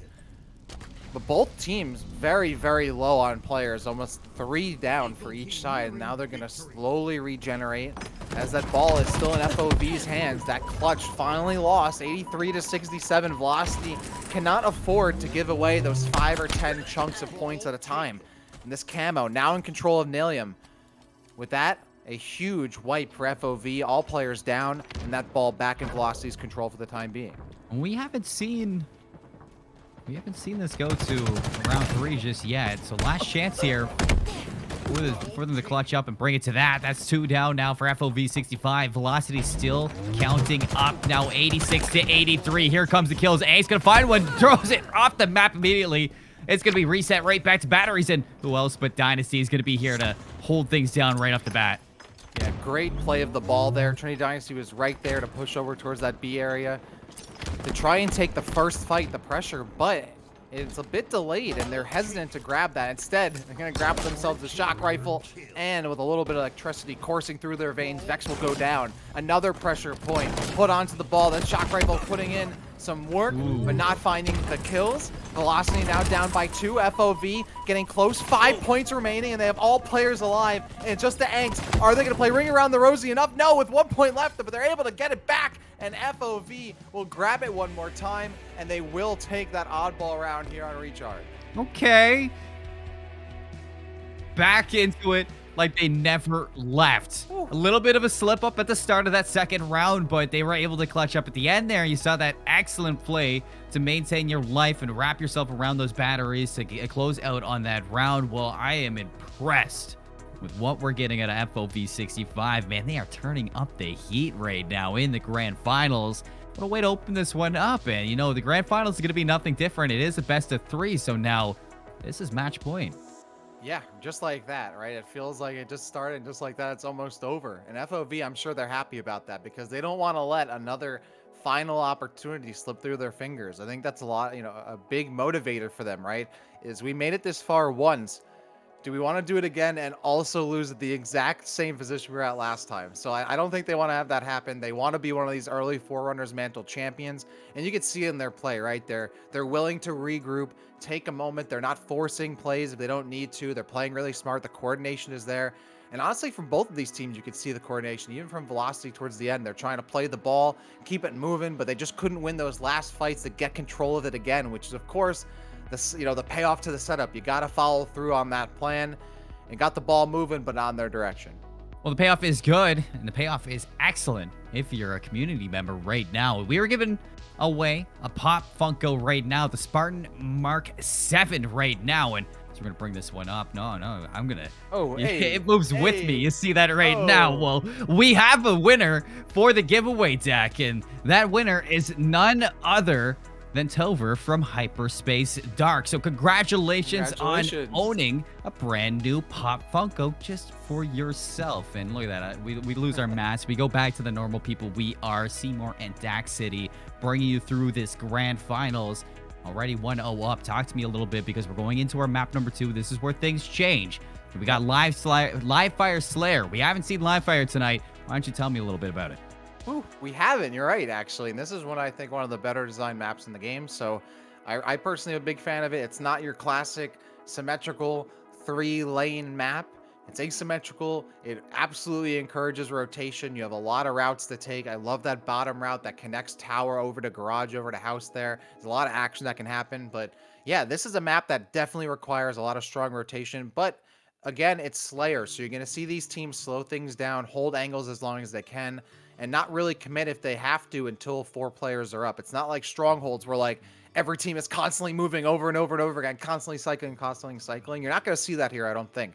But you're absolutely going to be seeing, those pushes for Sniper. That's going to be huge. There's a lot of long sight lines in this map. The Heat Wave also available, which is a gun we haven't seen too much of, but when it's thrown into play, when it's put into the context of a fight, it really changes the tide because one solid heat wave shot, all you need is a BR to the head to clean things up, one spray. So you have that, you have the Mangler available to you. There's a lot of power points around this map that you do want to rotate for, but I'm definitely expecting these teams to slow things down. They know what's on the line. They're not going to give things up too easily. As am I. A lot on the line right now. Map number 2 of the Grand Finals, potentially the last map of the Grand Finals. FOV 65 on that match point. We've yet to see a game number 3 today in the Forerunner's Mantle, so this is Velocity's chance to make history at the moment. General Iron Nellium, they find 2 in a row. That should open up this map a little bit, looking to put pressure on that garage, and a 1-for-1 trade from the grave. Velocity able to lose out on 1, but most importantly, they're going to be in the lead. Velocity, they do grab the sniper rifle. It's in the hand of Caps. You can see they're now trying to acquiesce and coalesce over towards Tower. It'll give them a little bit of high ground advantage. They can have an option to rotate towards Nest, which you can see Caps is potentially going to take. That's another great pivot point on the map. Gives you so many great sight lines, but you got to hit the shots. And so far, Caps 0 for 2 right there. Gonna get grenade spam. They're missing again on that no-scope. Finally hits Rex and somehow combines with that last kill on the cleanup. And with that, they aren't going to get too much done afterward. They find the kill, but Velocity gets 4-man down, and Angst will pick up that sniper that's laying down in the dirt. A whole 6 kills in a row for FOV 65. Now the power-up is in hand. There's that heat wave. Excellent spam onto Caps. Now expecting the other one around the angle. He's going to heal up on those shields. Goes back in with the heat wave. Able to land the first one. Can't land the second. Finally, the fadeaway. Dynasty is going to drop, but not before a trade. This is a little bit cheeky. I haven't seen that spot just yet, but FOV 65, they are in the advantage right now, and that means that Velocity is going to be the ones that have to take the fight to them. I really love that heat wave usage, by the way. Going from the vertical shot and then clean up with the horizontal shot. I haven't seen too much of that. You do see teams and players a lot of times switching back over to the BR. It seems like it's a lot more consistent. But when you're in that small corridor right there and you can get the bounce offs, you can get the bank shots, the heat wave becomes so much more valuable. And you can see a lot of pressure, a lot of play still towards that bottom tunnel area.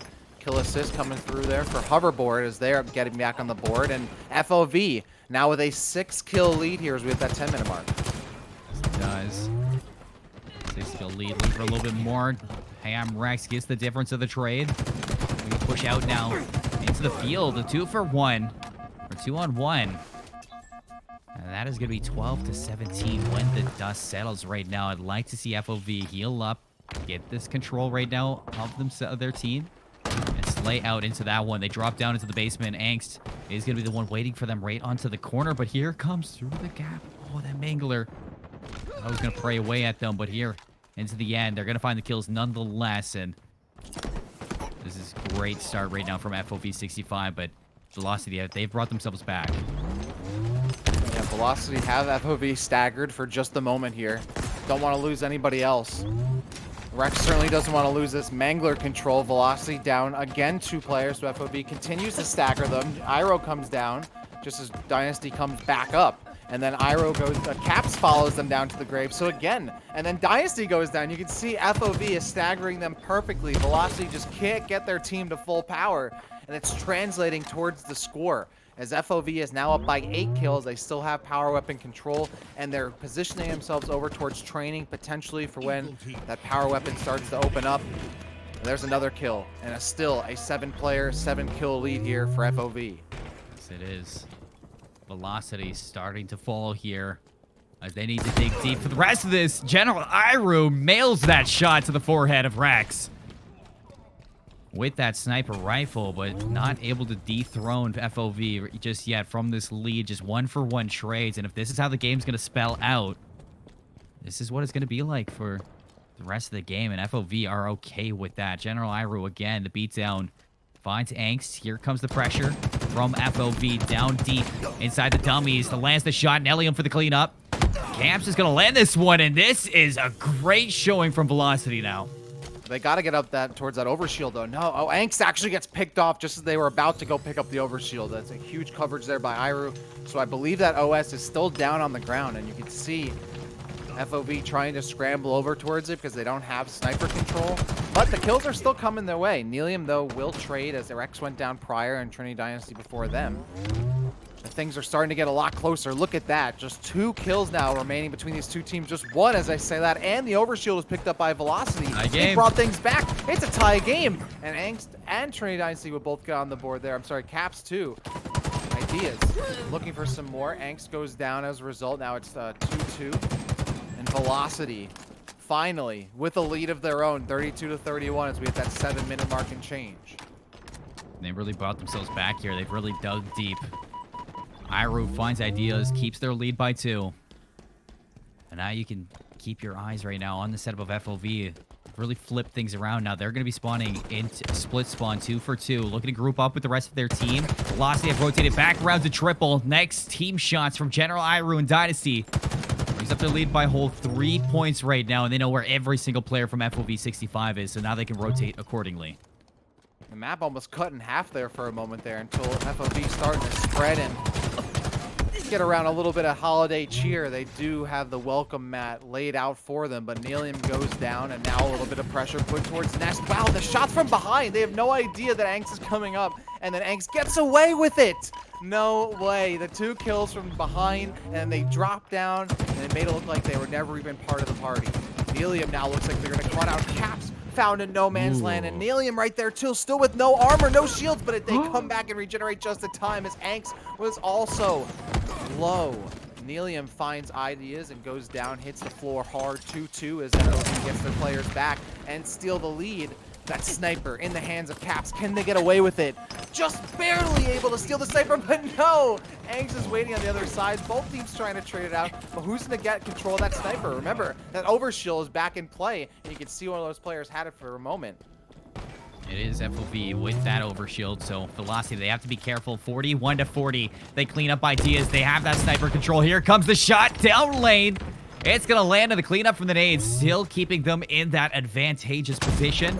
Second shot's going to miss. The 2v1 inside. Rex needs to be careful, but he is going to ultimately be cleaned up still. 5 shots in this sniper rifle. That can put this game into a territory that Velocity could come out on top. No scope. Not going to hit there. Goes in for seconds, but no, the nade forces him out. 44-42. Make it 43. This is as close as you could ask for, Dak. Velocity has to know that they have no margin of error here, right? FOV, they can taste it. They want this tournament, and now it's 5-5 for kills. That is it, 45-45. Both teams needing just a little bit more, a smidgen, if you will. And FOV getting closer, but just like that, Velocity keeping pace. The sniper in control of Angst, and they're looking for shots. They have 2 targets up towards Mangler, but they can't land it. The grenades are going to spam them out. Now Velocity with the lead as Trinity Dynasty finds I Am Rex. You can see some players over towards Nest. Oh, the drop in! And they're caught off guard. Caps goes down. FOV down by 1 kill, though. Velocity needs 2 more to go. 1 more to go. We're almost there. They just need one last kill. And here it comes from the back, looking to pull this one back. They have the pinch onto Nelium in the back line. The shots are good. They're going to put 49-49. This could be the end of the game right now, but Caps closes out Velocity. They push to a map 3. Whew. Another clencher right there. When it looked like Velocity might let it slip by again, right? We've been here before. We were on Bazaar, and things were too close to call at one point, and Velocity somehow made it through that series. Now, once again, things are nail-biter territory, but they forced the map 5. I mean, both of these teams playing so well on Livefire there. I don't know what to expect right now. I don't know. You know, that shell-shocked a little bit here, man. That is the first time that we saw a Slayer match actually get flipped like that. Usually it's the team that starts in the lead and gets a marginally big lead that closes out. But that's what I love about Slayer. When you get a good Slayer match like that, it's just so drawn out. It's so I guess strategic in the way it's like a chess match, and where you have to send your own players. You're trying to rotate around, especially on live fire. You have to rotate around the map accordingly, and in doing so, you just need to make sure that where you're going is manipulating where your enemy's going. So that's exactly what we saw towards the halfway mark from Velocity. They were able to get that momentum going, pull this one back, and before you knew it, they're giving us a map number 3 now. Let's take a look at things right here. We got Street Stronghold to end this out. We start off on my favorite map and we end off on my favorite map. I mean, it doesn't get any better than this. No, absolutely not. It is going to be a doozy. It's going to be high energy, a lot of movement. I mean, we were talking about it, before going into live fire, right? Where the teams are going to slow it down, but you still saw those rotations. They're very deliberate, right? You could see teams really taking their time, picking and choosing their battles. But for a game type like Strongholds, like you are going to see so much activity, a lot of aggression as teams are constantly flipping zones left and right. And on a map like Streets, too, I mean, there's almost no safe place to go. No. You can't hide. So you want to constantly be moving. And again, you got to think about you have the Bulldog to play with, you have the Rockets to play with, you have a lot of solid weapons that can really change the tide of the fight rather than just taking BR fights. And Streets, you can get the upper hand just kind of sneaking in those tight corners. And we'll see. It's another one of those maps that's not a solid standard 3 lane. It requires you to have a couple more brain cells to keep track where everyone is. Oh, of course it does. I mean, definitely. I mean, you have that ATM area where the oddball spawns. Definitely can slip through the lines just like that. But you have the Bulldog. You have the Rockets. You have the Carbine Rifle. You have so many guns that can bring you to that advantage. And, I mean, speaking of, like, setups that you usually get on Strongholds, for Streets, I mean, you look at a team like Sentinels. They like the AC setup. They like to block off those spawns, make sure that your enemy is spawning up inside Arcade or inside the overextension through Purple. And that could be definitely very thorough. It can work out in your favor, but at the same time, it's hard to make that happen. So ultimately, for a map like Straits, I don't expect to see things that methodical right now in this amateur play. I mean, these two teams, they've been fantastic, but most importantly, or mostly through these teams, they've been rotating a lot right now. So Straits definitely going to be something we're going to be seeing these teams rotate from A, B, C in tandem through. Absolutely, and we're gonna see, how strong or how well these teams are able to hold like the AB combination, the BC combination. A lot of the times, teams will kind of overextend to go for AC. You can see them starting to lose footing there because it can be hard sometimes to hold both of those sites. We'll see. A lot of the time, again, it comes down to who's slaying, who's coming out on top there. And if you're able to win those gunfights, it's easy to cap those points, of course. And teams are going to do whatever they can. You're talking about like the Stalker, for example, like the Stalker and the Shock Rifle too. Like both those weapons kind of feeling a really solid niche alongside the BR, very capable weapons as well. I love how the sandbox in this game, you don't feel like, all right, you have the BR and you have some other weapons. You don't have to really worry about them. But you have to worry about almost everything else that's available on the map. So there's something you have to, it's not just, okay, we have to take care of maybe rockets. We have to worry about the guy at top subway platform where the Stalker spawns, because that's a great pivot position, a lot of angles you can cover, and it's a really great cleanup weapon as well. Kind of like the Halo 5 Magnum, right? Yes. That's what we're going at. There's a lot more versatility here, and that's Yes. what I love about it. So let's not waste any more time. Let's get into this map number 3. We got Straight Stronghold to end off this Forerunner's Mantle. You have Velocity spawning PD side, FOV spawning C side, and seems like we're having a little bit of issues. So, I don't know what to go against this. I guess we're gonna go back to lobby and draw things back. I think we're gonna reload there. They're just trying to make it interesting, trying to get some Yeah. early kills, but no, I think we had might have a potential setup there issue. So we'll reload back into the lobby. Not neither team kind of revealing anything about what they're gonna do. I mean, it's Street Strongholds. I feel like you kind of the breakouts have been kind of figured out at this point. You want to be going towards rockets. You know where the grenades have to go, especially towards that B area. And you don't want to be on the receiving end of that No. spam as well. You want to see like which team is gonna like commit but not overcommit. But you don't want to hesitate as well. You got to find that balance and just sit right below that curve, get those shots in, and get that first capture. Well, folks, while we get things situated, we get these players back into the lobby. We're going to cut to a break. And when we return, we're going to be right back into Streets Stronghold to close things out. Stay tuned.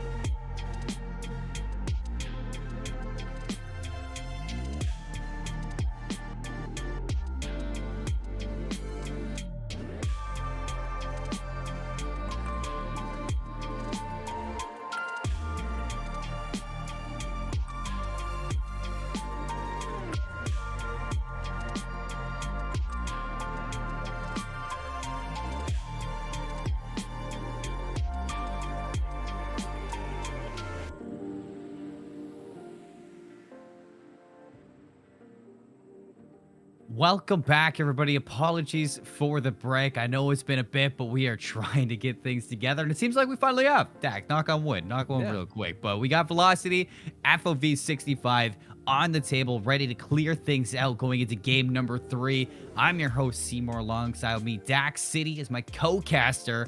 We're going to bring you this last little bit of game, and it is going to be a fantastic one. Just a little bit of a recap. We're looking through Recharge Oddball did end up going to FOV 65, and then Live Fire Slayer had a good start for FOV 65, but Velocity were able to bring it back and close it out in a very close game. Now, hopefully these teams keeping the momentum up into Streets Stronghold, because that is where things are about to end, Dak. And honestly, I feel like you're almost underselling that live fire game. I mean, it was 50 to 49. It Oh, yeah. was neck and neck. They won by a hair. So it could have gone either way. FOV, they could have been your tournament champions. And now, honestly, I mean, if they end up losing this in map 3 and Velocity ends up taking it, FOV is going to be kicking themselves. They were literally a kill away from taking this whole thing, the money in it all. and Oh, they yeah. ended up going to a map they potentially losing. So Velocity certainly fueling themselves to bring things to that point. FOV, they got to pick themselves back up. They know what they're capable of, and both of these teams, because of this weight, have been iced out a little bit. So they've got some time to think about things, but also that energy, that momentum might have died down a little bit. Now they got to build it back up. They got to make sure their hands are still warm and that their brains are still firing. So we'll see how these teams be able to keep it together during the break and what they're going to bring to this next round. Because like you said, it's Street Strongholds. It's a very unforgiving game type. It's a very quick one, a very volatile game type. So we'll see how that action unfolds between these two teams who want to take this tournament outright. I don't know about you, Dak, but when I get done a 50 to 49 game, if I ever get a game like that, my hands are shaking. Like, I am just like, what did I experience? So, Without a maybe doubt. it's not the worst thing that you got a little bit of time off between game 2 and game True. 3, because now you get to like sit back, you just breathe a little bit and say like, Let okay, your hey, heart rate go down yeah, a it's little like, hey, bit. Yeah. that just happened, but now we get to just wait a little bit and cool off, ready for this game number 3. And that is something that's going to help FOV 65, I guess, kind of regain going into this map 3. Because, yeah, you could have closed it out in 2, but you didn't. And it was close, and you might not want to get a little bit too ahead of yourselves going into that map number 3. So having a chance to reset definitely is going to be a little bit better for these teams. But talk to me a little bit about this, because for those players or for those viewers that might not have been here, going into Streets Stronghold, we saw Streets Oddball a little bit earlier, but how's that going to really differ from Oddball to Strongholds on the same map? What are we going to see in differences? Well, the word we've been using all night is rotation, right? And coming from Oddball, we certainly found teams kind of trying to find themselves in those really deep corners on Subway over towards PD. But when you're facing Strongholds, it's all about that constant rotation and making sure you're in control of 2 of the 3 zones. So you're going to see teams, get that A-B hold.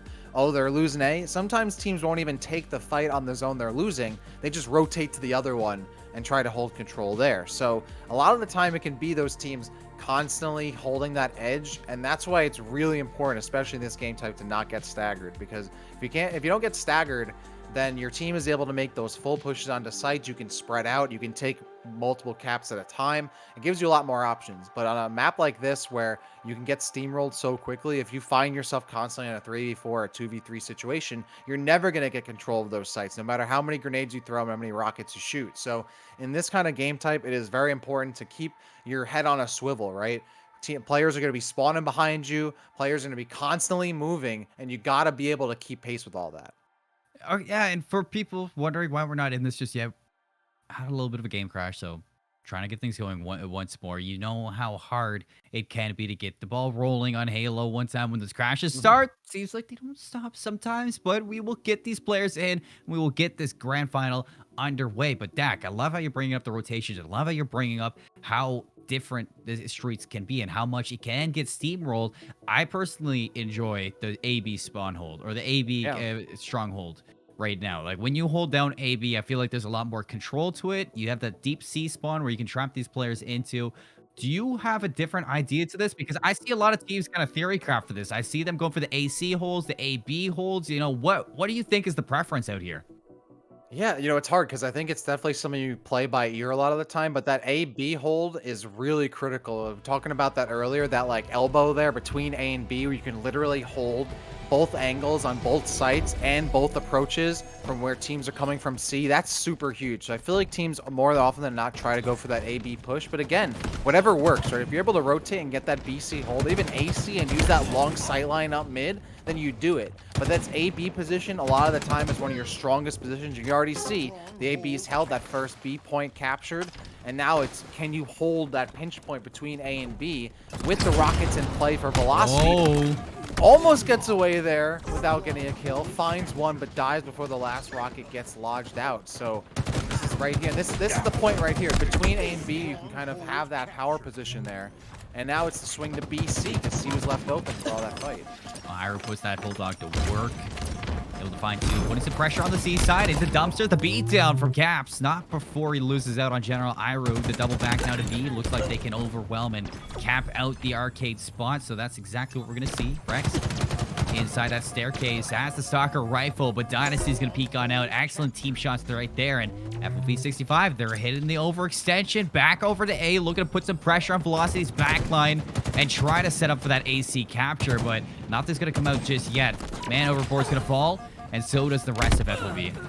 Yeah, look how hard it is to break this defense. And Velocity getting some points, and FOV dropping as they try to approach. The Rex figures their way through and all the way into A site before being found by Trinity Dynasty. Does pierce that defense, but not for long. Here comes a Stalker Rifle into play. Too many targets to deal with, and Velocity drops 2. That's a 4-on-2 situation here.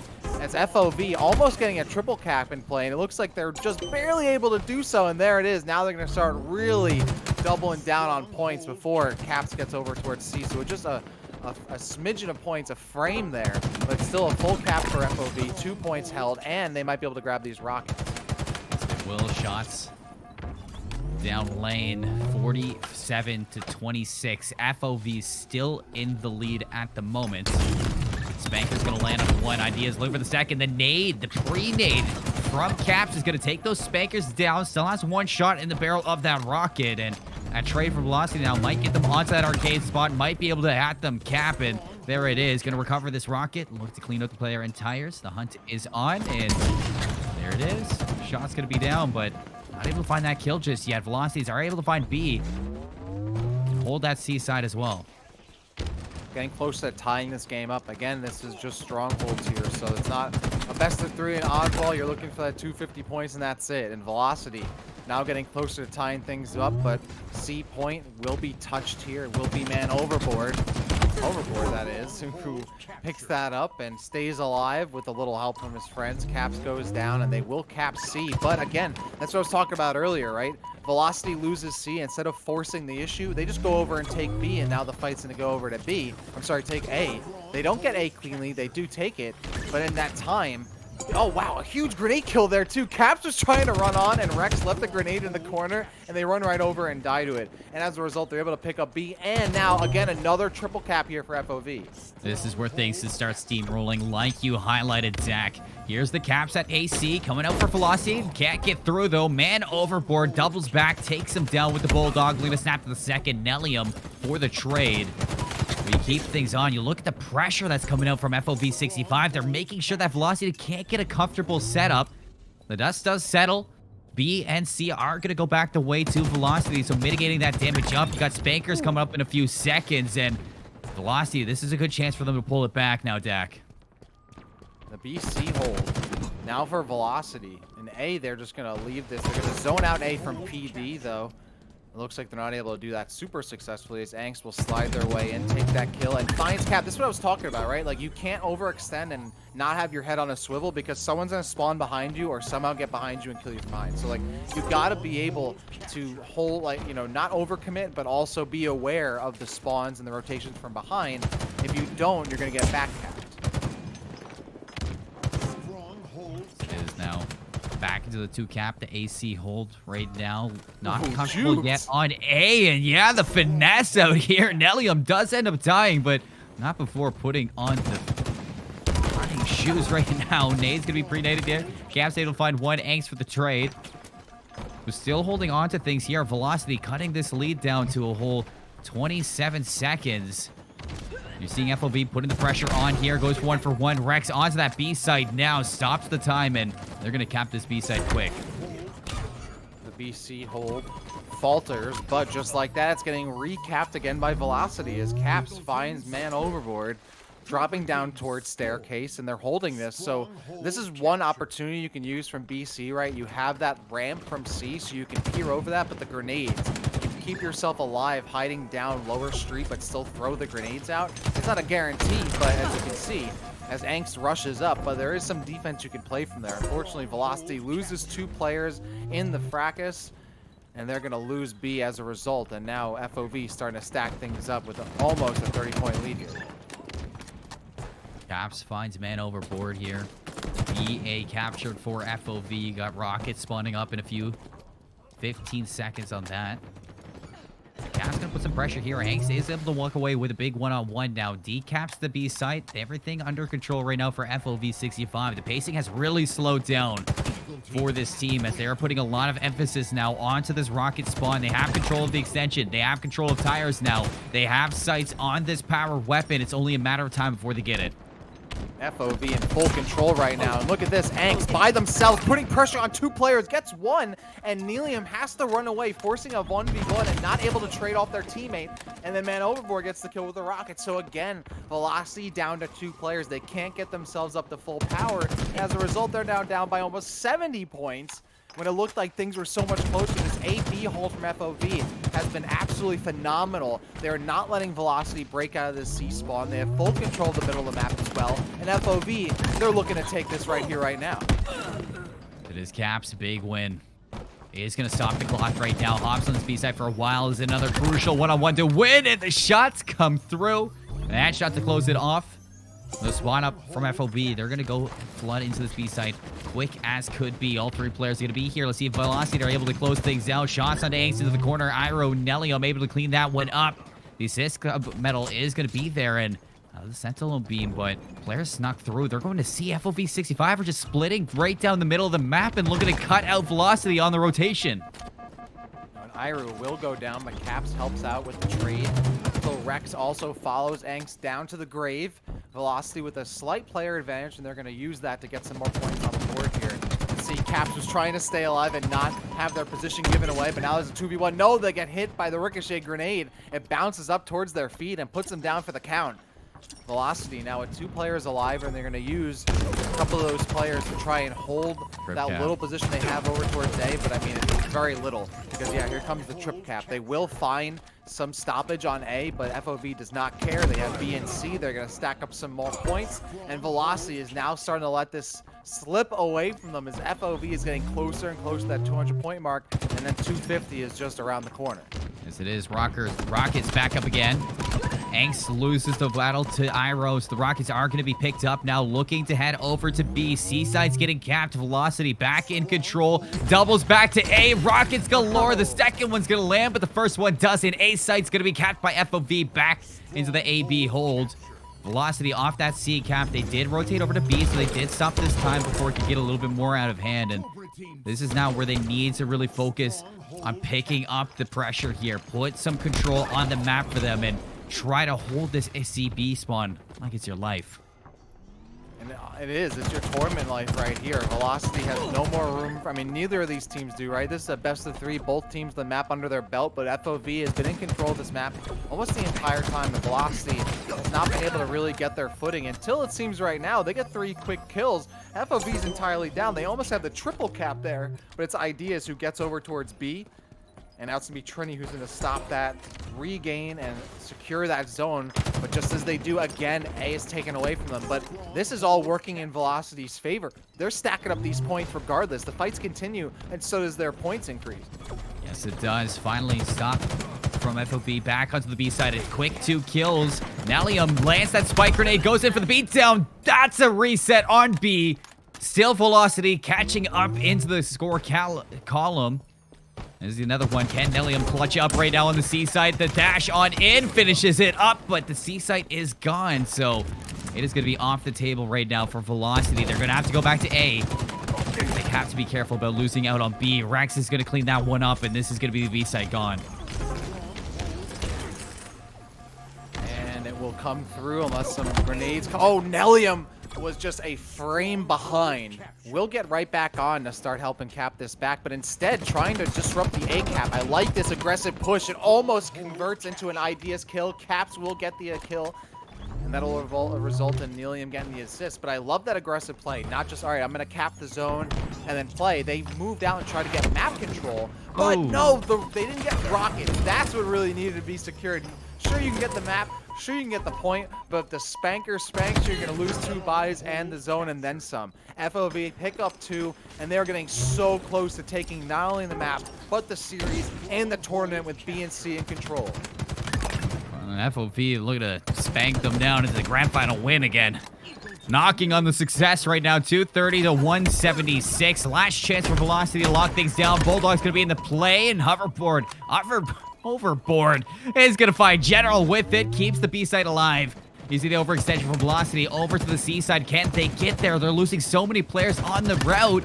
It's not going to be possible. Last chance possible for Velocity to stay in this. 1 second left. It ticks on down. And FOV 65 are going to be a Forerunner Mantle's number 2 victors. They came from taking second place in the first tournament and they said, not again. This one is ours. They take it. It's a 2-1 victory, but they do so. And they are the Forerunners Mantle number 2 champions. Like you said, congratulations to them. Both of these teams, though, I mean, played absolutely phenomenally well. Velocity, hats off to them for really and truly, you know, taking FOV to the cleaners, almost maybe making a run for their money, but then FOV, they're the one that came out on top. They had a really strong third map. They were ahead the entire time, even after Velocity stole away that second map. Yes. They brought things back and were in full control in map 3. And, you know, I have to tip my hat to Velocity as well. As, you know, they might have started quiet in a couple of those games, but towards the halfway mark, they do pick things up. And if this team does stick together, I can see the making of a strong Halo squad. So if I do see the backyard, love to see the improvements coming out them in the next time. They were close, but just a smidgen off of it. Like you said, I mean, it almost seemed like they were one frame off of winning some of those gunfights again and again. But I mean, the thing with Straits is that if you're giving up those rockets, time and time again, you're going to see you're giving up the lead. And you say, what, 4 out of the 5 rockets did go the way of FOV 65 in that, if I was paying attention to it correctly. And that is just, that says it enough. You know how much pressure those rockets are going to put on. And FOV 65, they never let Velocity really set up comfortably. And that's ultimately what led to Velocity breaking. No, absolutely. You can't just rely on your mechanical skill, right? Like, sure, you can win those shots, but if you're not as a team coordinated on getting those power-up pickups, that's really the difference maker. We could see towards the end a really solid push out of B, but it didn't matter because one player took out 2 or 3 just by picking up the spanker. Like, that's the difference it makes, especially on a map like Streets, especially where the weapon spawns right in the middle of the map. It allows you to just go anywhere you want and make a difference anywhere you need to, as long as you get out of that clean. And that's absolutely the X factor we saw here at FOV. Had no problem popping that level 3 X factor when it counted most. Yes, it does. Well, folks, that's going to be it for the Forerunners Mantle. Big congratulations for FOV 65 on that victory, Dak. It was a crazy day. It was some good Halo all around, but on top of that, another congratulations to Tover, our giveaway winner for that Spartan Funko Pop. And if you're tuning in for more GLG or wondering what's next for GLG, well, we got 52 weeks of Pit of Valor coming up very shortly. You check out !GLGCC to get in on that early, because that's a free to enter tournament for the Pit of Valor with a whole 1,052 cash prize at the end of it. If you can walk out on top, that's a lot of money on top of everything. So you might want to check that out. It's all because of our sponsor, Librix Fulfillment. Big shout out to them. Go check that out. Like I said, !GLGCC to try to get in as an early access member. And that then you can get in on that Pit of Valor. If you want to find out more about that, check out our Twitter at GL Gaming Lounges. That's all for the Forerunners Mantle, Dak. That was a great day. Any closing thoughts, though, for Halo? I would say that it's been a huge step up in competition, I think, from the first one. I think we're seeing players and teams get better and better.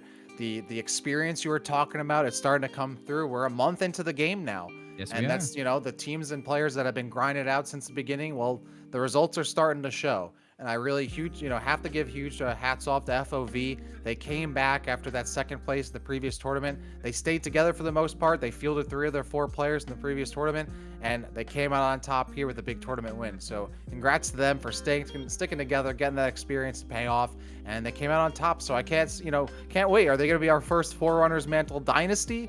Will they do it again next time? Who knows? I can't wait to see what happens next. Consistency is key. Well, Dak, big shout out to you, my co-caster, making it such a fun night on the mic, as well as back-end production, Delta and Sam, making it as smooth as could be in the production basis of this one. And like I said, check out our Twitter at GL Gaming Lounges to see what is next. I hope to see you all there. Have a great night, everybody. We'll see you next time.